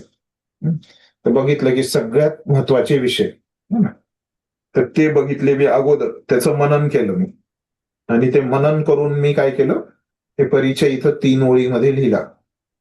आणि त्याच्यात सांगितलं की भगवंतांनी मुख्य रूपामध्ये इथं कर्मयोगाची चर्चा केली आहे ना, आणि हा कर्मयोग भक्तियोगाकडे कसं जातोय ते त्यांनी सांगितलंय. आणि ह्या कर्मयोग ज्ञानयोग अष्टांग योगापेक्षा भक्तियोग कसा श्रेष्ठ आहे ते पण त्यांनी इथं सांगितलं. तर हे मुख्य विषय मी 3 ओळीमध्ये ह्याचा परिचय दिला. असं तुम्हाला पुढच्या प्रश्नामध्ये, आता इथं मी तुम्हाला पूर्ण जे उत्तर लिहायचंय तेच सांगून दिलेलं आहे. पुढच्या प्रश्नाला मी असं करणार नाही. फक्त तुम्हाला हे सांगितलं है ना. हे पुढच्या प्रश्नाचं तुमचं तुम्ही लिहायचं. तुम्हाला एक सुरुवातीला सांगितलं मी समजावून. मीच लिहून दिल्यानंतर मग तुम्ही कसं लिहिणार है ना. त्यामुळे बरोबर नाही मी सगळं सांगणं. पण आता परिचयाबद्दल कोणाचा काही प्रश्न आहे का इथं? सगळ्या कुणाला समजलं नाही असं कोणी आहे का की मी परिचय काय लिहिला आणि कसं तो परिचय मी लिहिला? आता बघा, मी हे माझ्या बुद्धीनं परिचय लिहिला, पण दुसऱ्याला जर अजून काही वाटलं तर हे कसं लिहायचंय? प्रत्येकाने आपल्या स्वतःच्या शब्दात लिहायचंय. तर त्याच्यामुळे ह्याचं उत्तर असं नाही की हेच आहे ना. तुम्ही ह्याचं वेगळं उत्तर पण लिहू शकता, पण ते तिथं असलं पाहिजे. त्या विषय तो तिथं असला पाहिजे है ना. तो जो तुम्ही परिचय रूपामध्ये जो लिहिताय तो, असं नाही की तुम्ही दुसरंच काहीतरी गीतेच्या बाहेरचं लिहिताय, मग ते काही बरोबर नाही. बरोबर आहे. आता तुम्हाला मी इथं सांगितलं की हे परिचय कसा लिहायचा हे पण आयडिया दिली. कारण का सांगितलं मी कसं लिहायचंय का सांगतोय? फक्त तुम्हाला उत्तर का सांगत नाहीये? कारण पुढच्या प्रश्नाचं तुम्हाला लिहिता यावं. लिहायला पाहिजे. हा, कसं लिहायचंय ते समजलं तरच तुम्हाला पुढच्या प्रश्नाचं लिहिता येईल. आता कोणाला समजलं नाही का कसं लिहायचंय हा परिचय ते? असं कुणी आहे का ज्याला समजलं नाही? आत्ताच विचारून घ्या. पुढे जायचं का मग आपण?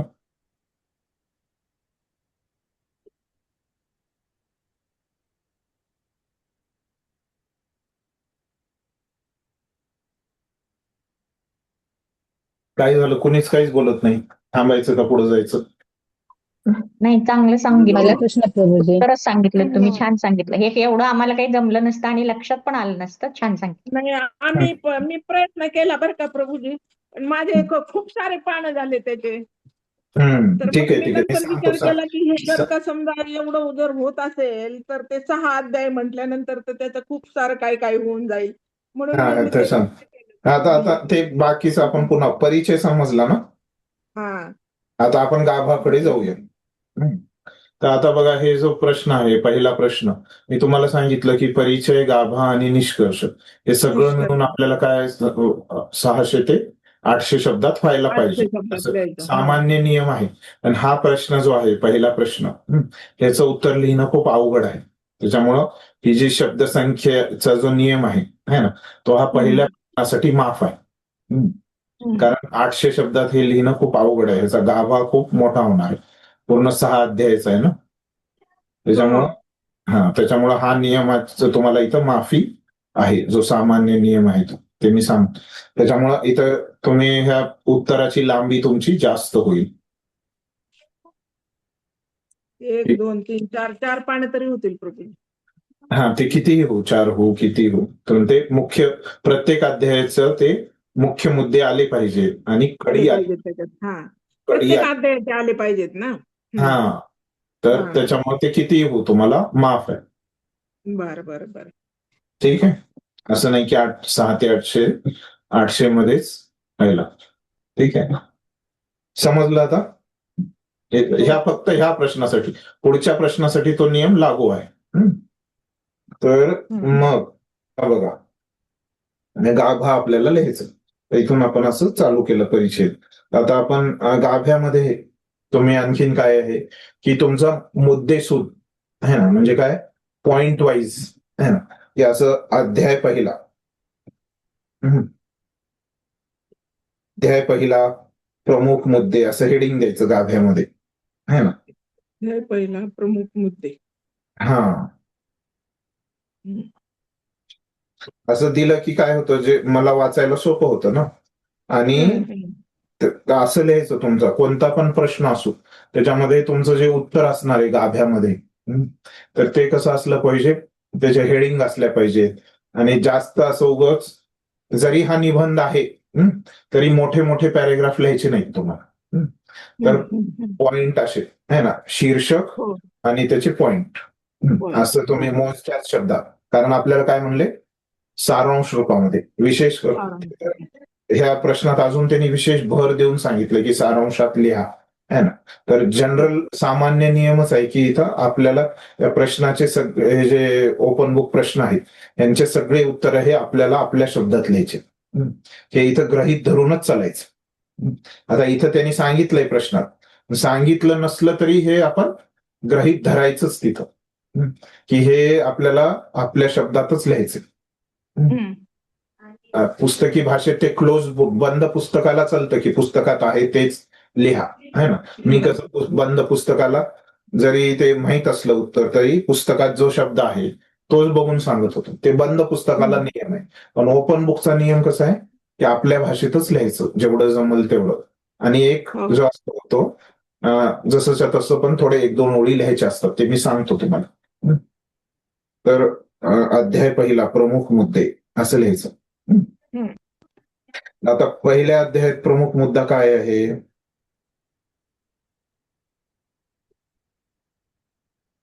पहिला सुरुवातीचा प्रमुख मुद्दा. आणि हे जे प्रमुख मुद्दे लिहित असतो आपण ते सुरुवातीपासून लिहायचे असे. तर बघा, पहिल्या अध्यायामध्ये पहिल्या अध्यायाचं शीर्षक काय आहे? अर्जुन विषाद योग. बरोबर, अर्जुन विषाद योग आहे. आणि आणखीन एक शीर्षक आहे, मी तुम्हाला शिकवताना सांगितलं, तुमच्याकडे कुणाकडे लिहिलेलं असेल आहे ना लिहिलेलं. अर्जुन विषाद योग असं ह्या अध्यायाला का म्हणलंय हो? कोण सांगतंय? बघून सांगा. तुम्ही जे लिहिलेलं आहे ते सांगा बघून. अर्जुन विषाद योग जे या अध्यायाला नाव दिलंय, का म्हटलंय ह्याला?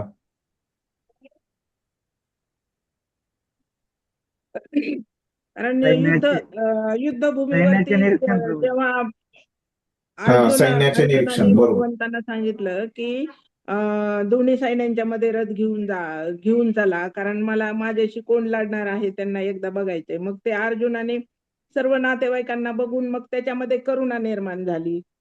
मग त्याला म्हणजे त्याची परिस्थिती जरा थोडी भयानक झाली. तर बघा, अर्जुन म्हणजे आपल्याला शस्त्र टाकले खाली. बरोबर. तर अर्जुन विषाद योग म्हणजे काय? अर्जुनाने जास्त प्रश्न म्हणजे त्याला विचारले. दुःख झालं. हा, बर. अर्जुनाला दुःख झालं. आणि पुढं काय?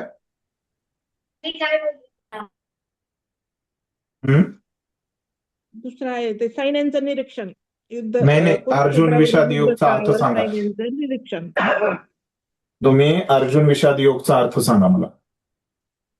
अर्जुन विषाद योग म्हणजे त्याला ते सगळं हे बघून त्याच्यामध्ये करुणा निर्माण झाली. त्याला दुःख झालं की आपण आता ह्या सर्व नातेवाईकांना मारणार. आणि मग त्याच्यामुळे आणि मग त्याच्यामुळे मला त्याचं पाप लागेल ना. मग मला जर समजा ह्या सगळ्या गोष्टींची जाण आहे तर मी त्या पापामध्ये तुम्ही बरोबर सांगताय, पण ते आपल्याला कमी शब्दात सांगायचे आहे ना. आता बघा, जसं सांगितलं, विषाद म्हणजे काय? दुःख. आणि योग म्हणजे काय? भगवंतांशी संबंध. तर अर्जुनाला जे दुःख झालं म्हणजे अर्जुनाला विषाद झाला, अर्जुन विषाद. आणि योग म्हणजे काय? त्याद्वारे अर्जुनाने कसं भगवंताशी संबंध जोडला. बरोबर आहे. हे अर्जुन विषाद योगचा अर्थ झाला. असं एका वाक्यात मी सांगितलं बघ. असं म्हणजे कमी शब्दात झालं ना, आणि काही सुटलं पण नाही. असं आपल्याला लिहायचे उत्तर सारांश रूपामध्ये. अर्जुन विषाद म्हणजे काय? अर्जुनाला दुःख झालं आणि ते दुःख झाल्यावर त्यांनी काय भगवंतांना प्रश्न विचारले आणि त्या प्रश्नाद्वारे त्यांनी काय केलं? भगवंतांशी संबंध जोडला. योग म्हणजे अर्जुन विषाद योग. तर हे ह्या अध्यायामध्ये कुठं आहे? तर या अध्यायामध्ये एकूण 47 श्लोक आहेत. तर या अध्यायामध्ये जे 47 श्लोक आहेत, तर अर्जुन विषाद योग है ना, तर तो कुठं तुम्हाला केलाय या अध्यायामध्ये? तर असं तुम्ही लिहू शकता, अर्जुन जो दुसरा प्रमुख मुद्दा आहे तो तुमचा काय आहे? अर्जुन विषाद योग. तर मी तुम्हाला सांगितलं की या अध्यायाचे जेव्हा प्रमुख मुद्दे तुम्हाला लिहायचे तेव्हा तुम्हाला श्लोकाच्या नंबरनुसार लिहायचे. तर आता दुसरा प्रमुख मुद्दा काय आहे? अर्जुन विषाद योग. आणि कंसात श्लोक संख्या किती आहे? कोणत्या श्लोकापासून कुठं आहे श्लोक संख्या?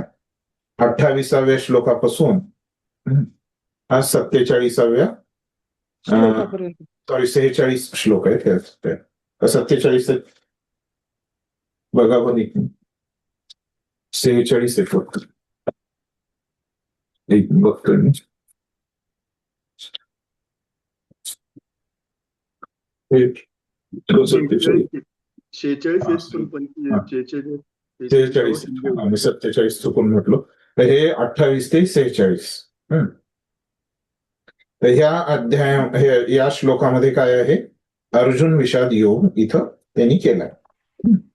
आणि हे दुसरा मुद्दा काय आहे, पहिला मुद्दा काय, हा तर दुसरा झाला आहे ना पहिल्या अध्यायाचा. आणि पहिला मुद्दा काय आहे मग या अध्यायामध्ये प्रमुख मुद्दा? अर्जुनाला दुःख झाले, त्यामुळे अर्जुनाने भगवंतांना प्रश्न विचारले आणि भगवंतांशी संबंध जोडला. पहिला मुद्दा झाला. तर लिहिलं ना ते अर्जुन विषाद योगचा अर्थ है ना. तर ते तर लिहिलं मी अर्जुन विषाद योग. आता पहिल्या 27 श्लोकात काय विषय आहे, प्रमुख मुद्दा ते लिहायचंय तुम्हाला. तर ह्या अध्यायाला मी तुम्हाला अजून एक शिकवताना सांगितलं होतं की या अध्यायाचं एक नाव आहे, आता पण कोणीतरी सांगितलं मध्येच आहे ना. दुसरं एक नाव आहे कुरुक्षेत्राच्या युद्धस्थळावर सैन्यांचं निरीक्षण. तर ह्याच्यामध्ये पहिला मुद्दा जो पहिल्या 27 अध्यायामध्ये श्लोकांमध्ये आहे ना, सैन्याचे निरीक्षण. तर हे पहिला मुद्दा जो आहे हे कुठं सांगितलंय तुम्हाला, श्लोक संख्या 1 ते 27 असं तुम्हाला सांगितलंय, बरोबर आहे. असं हे हेडिंग लिहायचं. मग आता सैन्याचे निरीक्षण अशी हेडिंग झाली. अध्याय पहिला प्रमुख मुद्दे सैन्याचे निरीक्षण, श्लोक संख्या 1 ते 27. ह्याच्यामध्ये प्रमुख मुद्दे काय सांगितले ते तुम्ही 3-4 ओळीत लिहायचे. तर काय सांगितलं इथं पहिल्या 27 श्लोकामध्ये सैन्याच्या निरीक्षण मध्ये.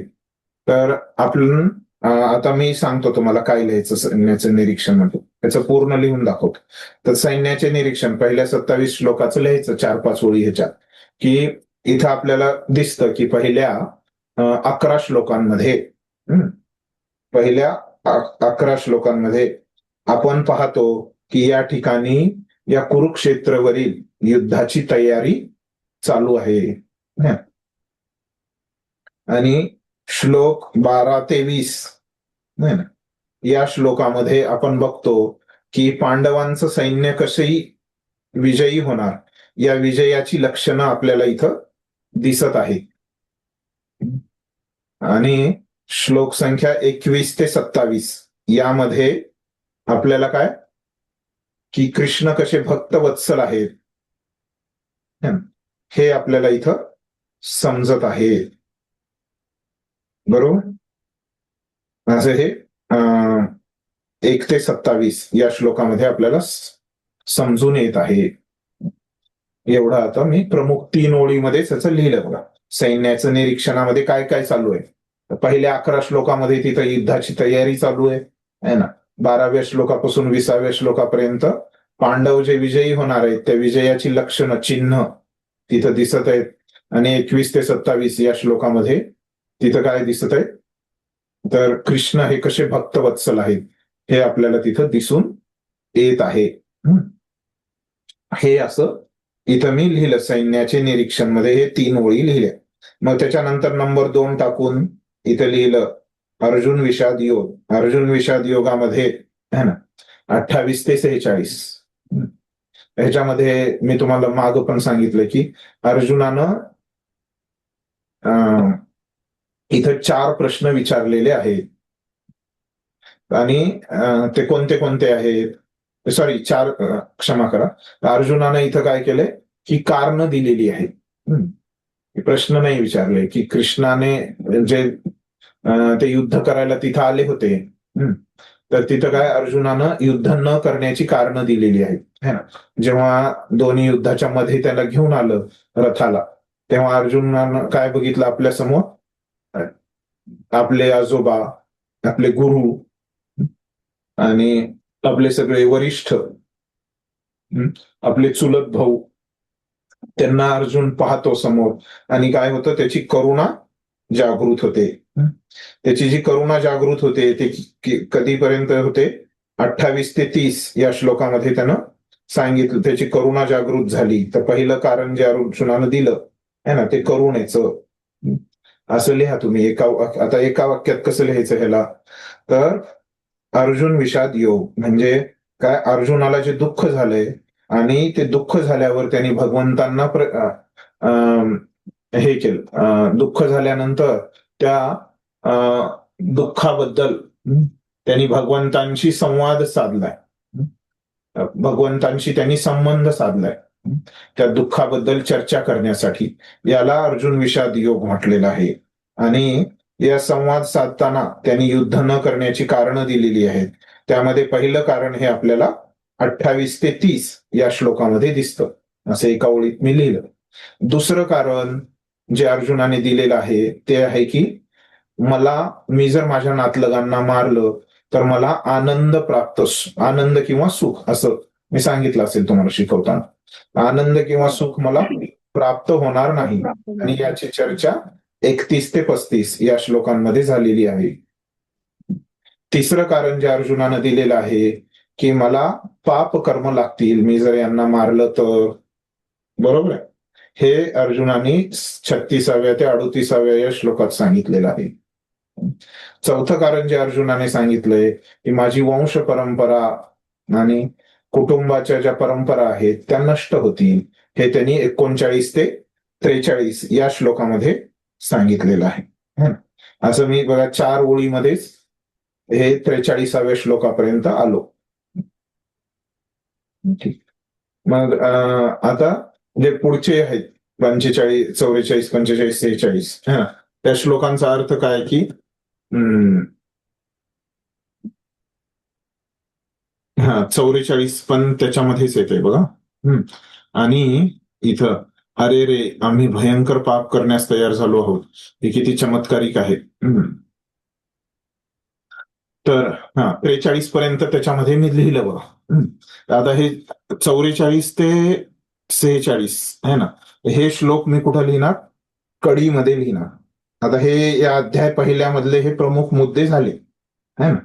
तर आता मग ह्याच्यानंतर काय लिहायचंय आपल्याला, प्रमुख मुद्दे आणि कडी लिहायला सांगितलंय त्यांनी आपल्याला, बरोबर आहे. आता कडी आपल्याला काय लिहावी लागेल की हे अध्याय दुसऱ्याला, हे पहिल्यामधून कसं दुसऱ्यामध्ये आलाय. आता इथं हेडिंग काय येईल, कडी अध्याय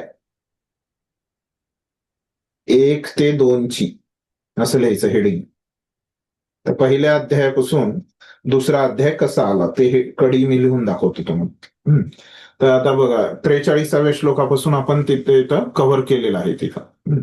44व्या श्लोकामध्ये इथे लिहायचं की अर्जुनाने आता 43व्या श्लोकापर्यंत काय केलंय की 4 कारणं दिलेली आहेत. 4 कारण दिले आहेत. कशाचे हो, युद्ध न करण्याची.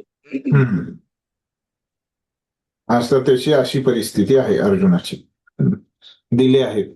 आणि आता तो काय म्हणतोय 44व्यामध्ये, आणि की मी या राज्याच्या सुखासाठी है ना असं हे पाप कर्म माझ्या नातलगांना मारण्याचं पाप कर्म करण्यासाठी मी तयार झालोय. आणि तर माझ्यासाठी हे चांगलं आहे की मी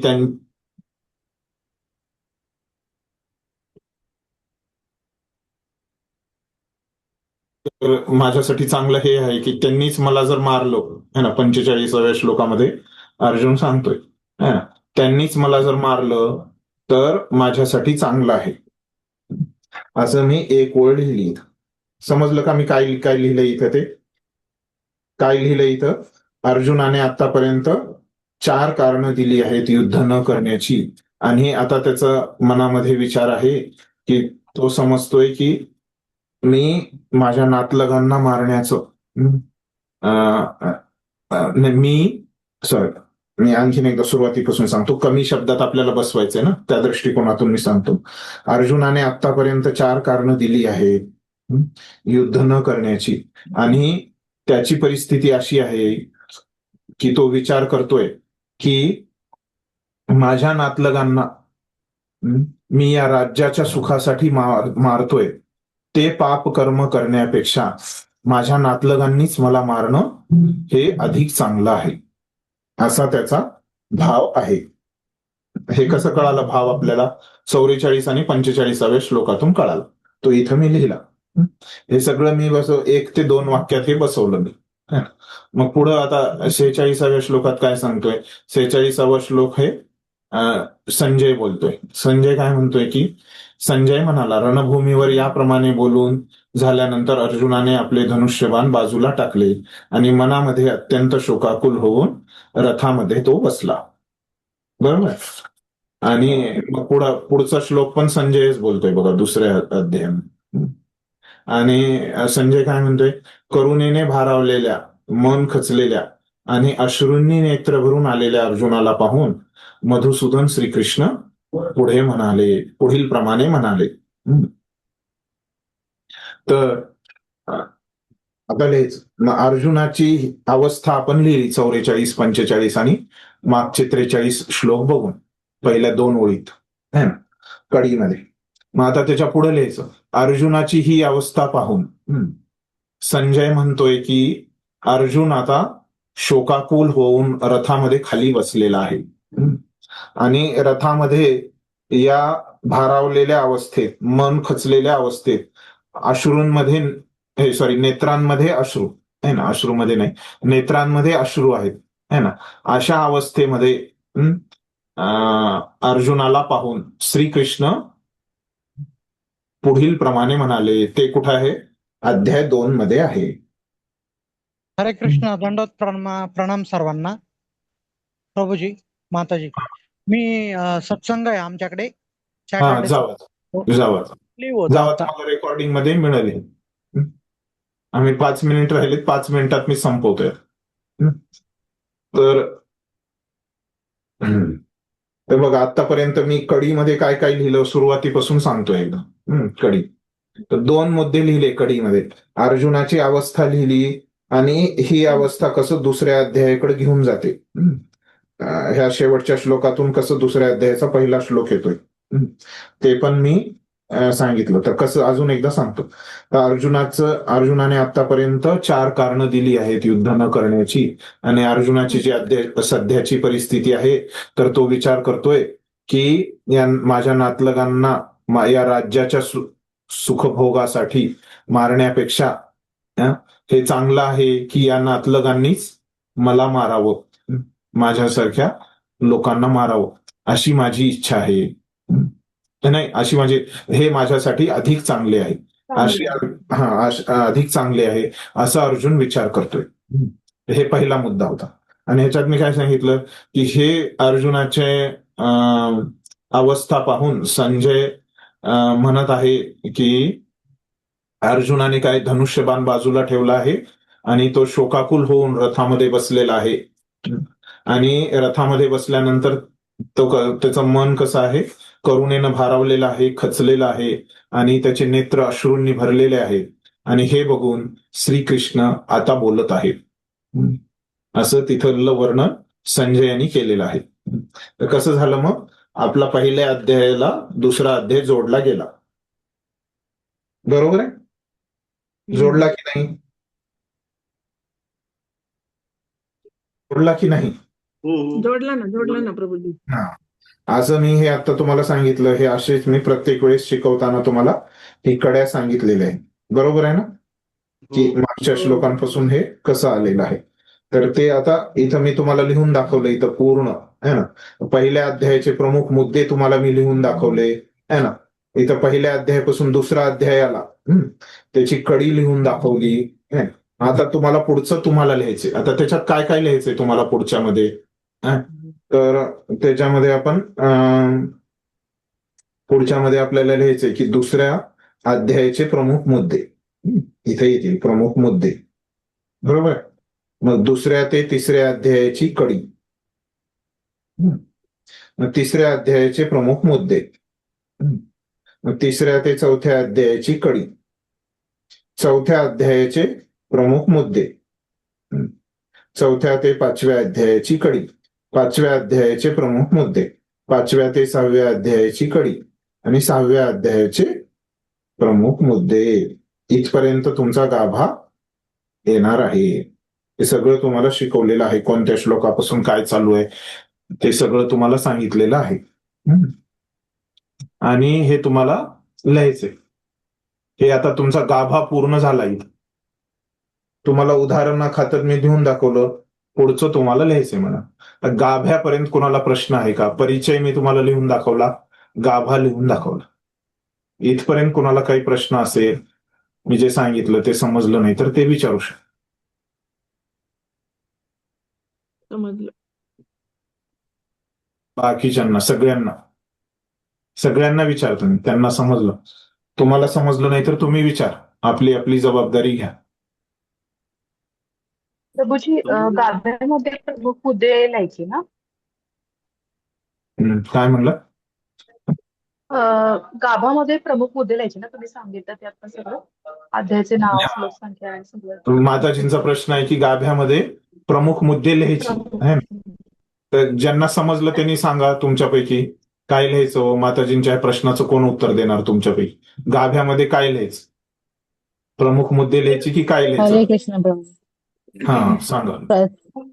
प्रत्येक अध्यायाचे प्रमुख मुद्दे लिहायचे हा आणि पहिला अध्याय झाला का त्या अध्यायाच्या नंतर पहिल्या आणि दुसऱ्या अध्यायाची कडी लिहायची. त्याच्यानंतर मग दुसऱ्या अध्यायाचे प्रमुख मुद्दे ते लिहून झाल्यावर मग दुसऱ्या आणि तिसऱ्या अध्यायाची कडी लिहायची.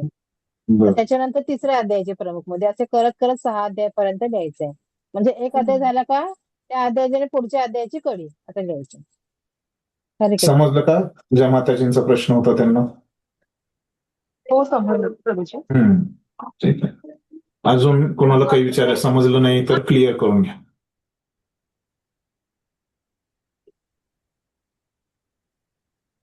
ठीक आहे, मग पुढे जाऊया. नाही तर आता काय राहिलं? आकृतीप्रमाणे आपण गाभ्यापर्यंत आलो. तर शेवटी काय राहिलं? हा निष्कर्ष निष्कर्ष राहिला आपला. कसं किंवा समाप्ती.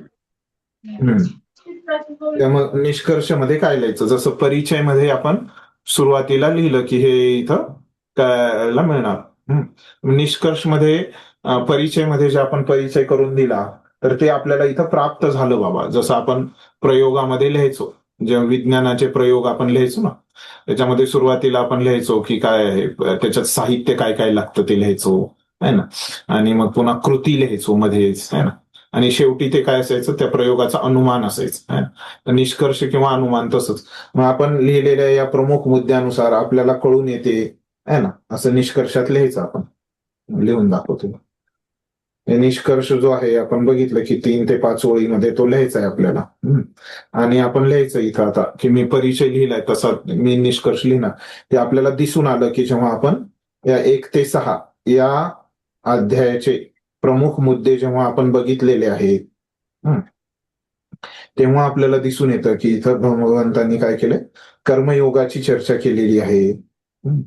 आणि कर्मयोग कसा भक्तियोगाकडे घेऊन जातो हे आपल्याला लक्षात आलं. कशावरून? प्रमुख मुद्द्यांवरून. आणि कसं या 6 अध्यायामध्ये कसं भक्तियोग श्रेष्ठ आहे हे आपल्याला पाहावयास मिळालं. असं निष्कर्ष आपण लिहायचा 3 ओळी, जे आपल्याला या 6 अध्यायामधून समजणार आहे. समजलं? निष्कर्षाच्या 3 ओळी मी सांगितल्या, समजल्या? समजल्या नाहीत असं कुणी आहे? प्रभूजी प्लीज परत एकदा सांगता का? हा परत एकदा सांगतो. 3 पहिली ओळ आहे.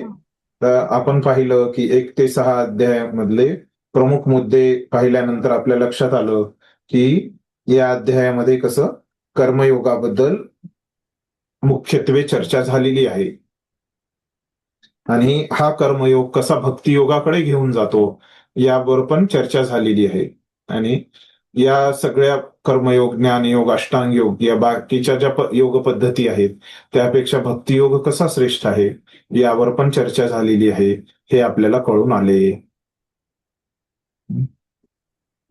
असा आपला निष्कर्ष. आपल्याला काय समजलं या उत्तरात, जे प्रमुख मुद्द्यावरून आपल्या शब्दात तुम्ही दुसरं पण लिहू शकता. पण हे माझ्या बुद्धीनुसार मी असं लिहिलं, तुम्हाला सांगितलं की कसं लिहायचं.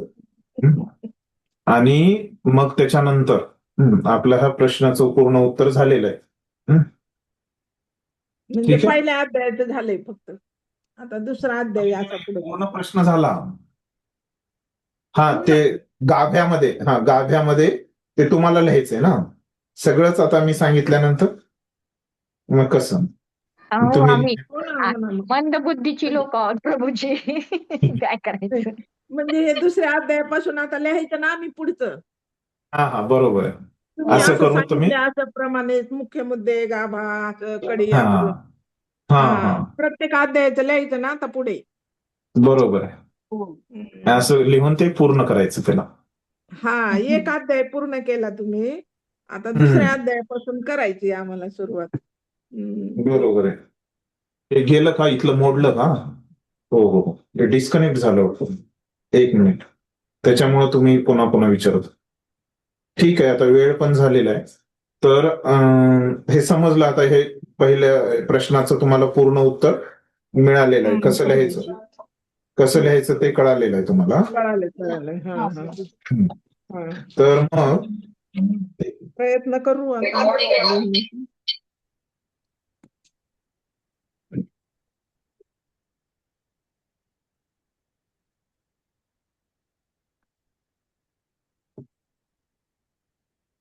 हरे कृष्णा प्रभुजी.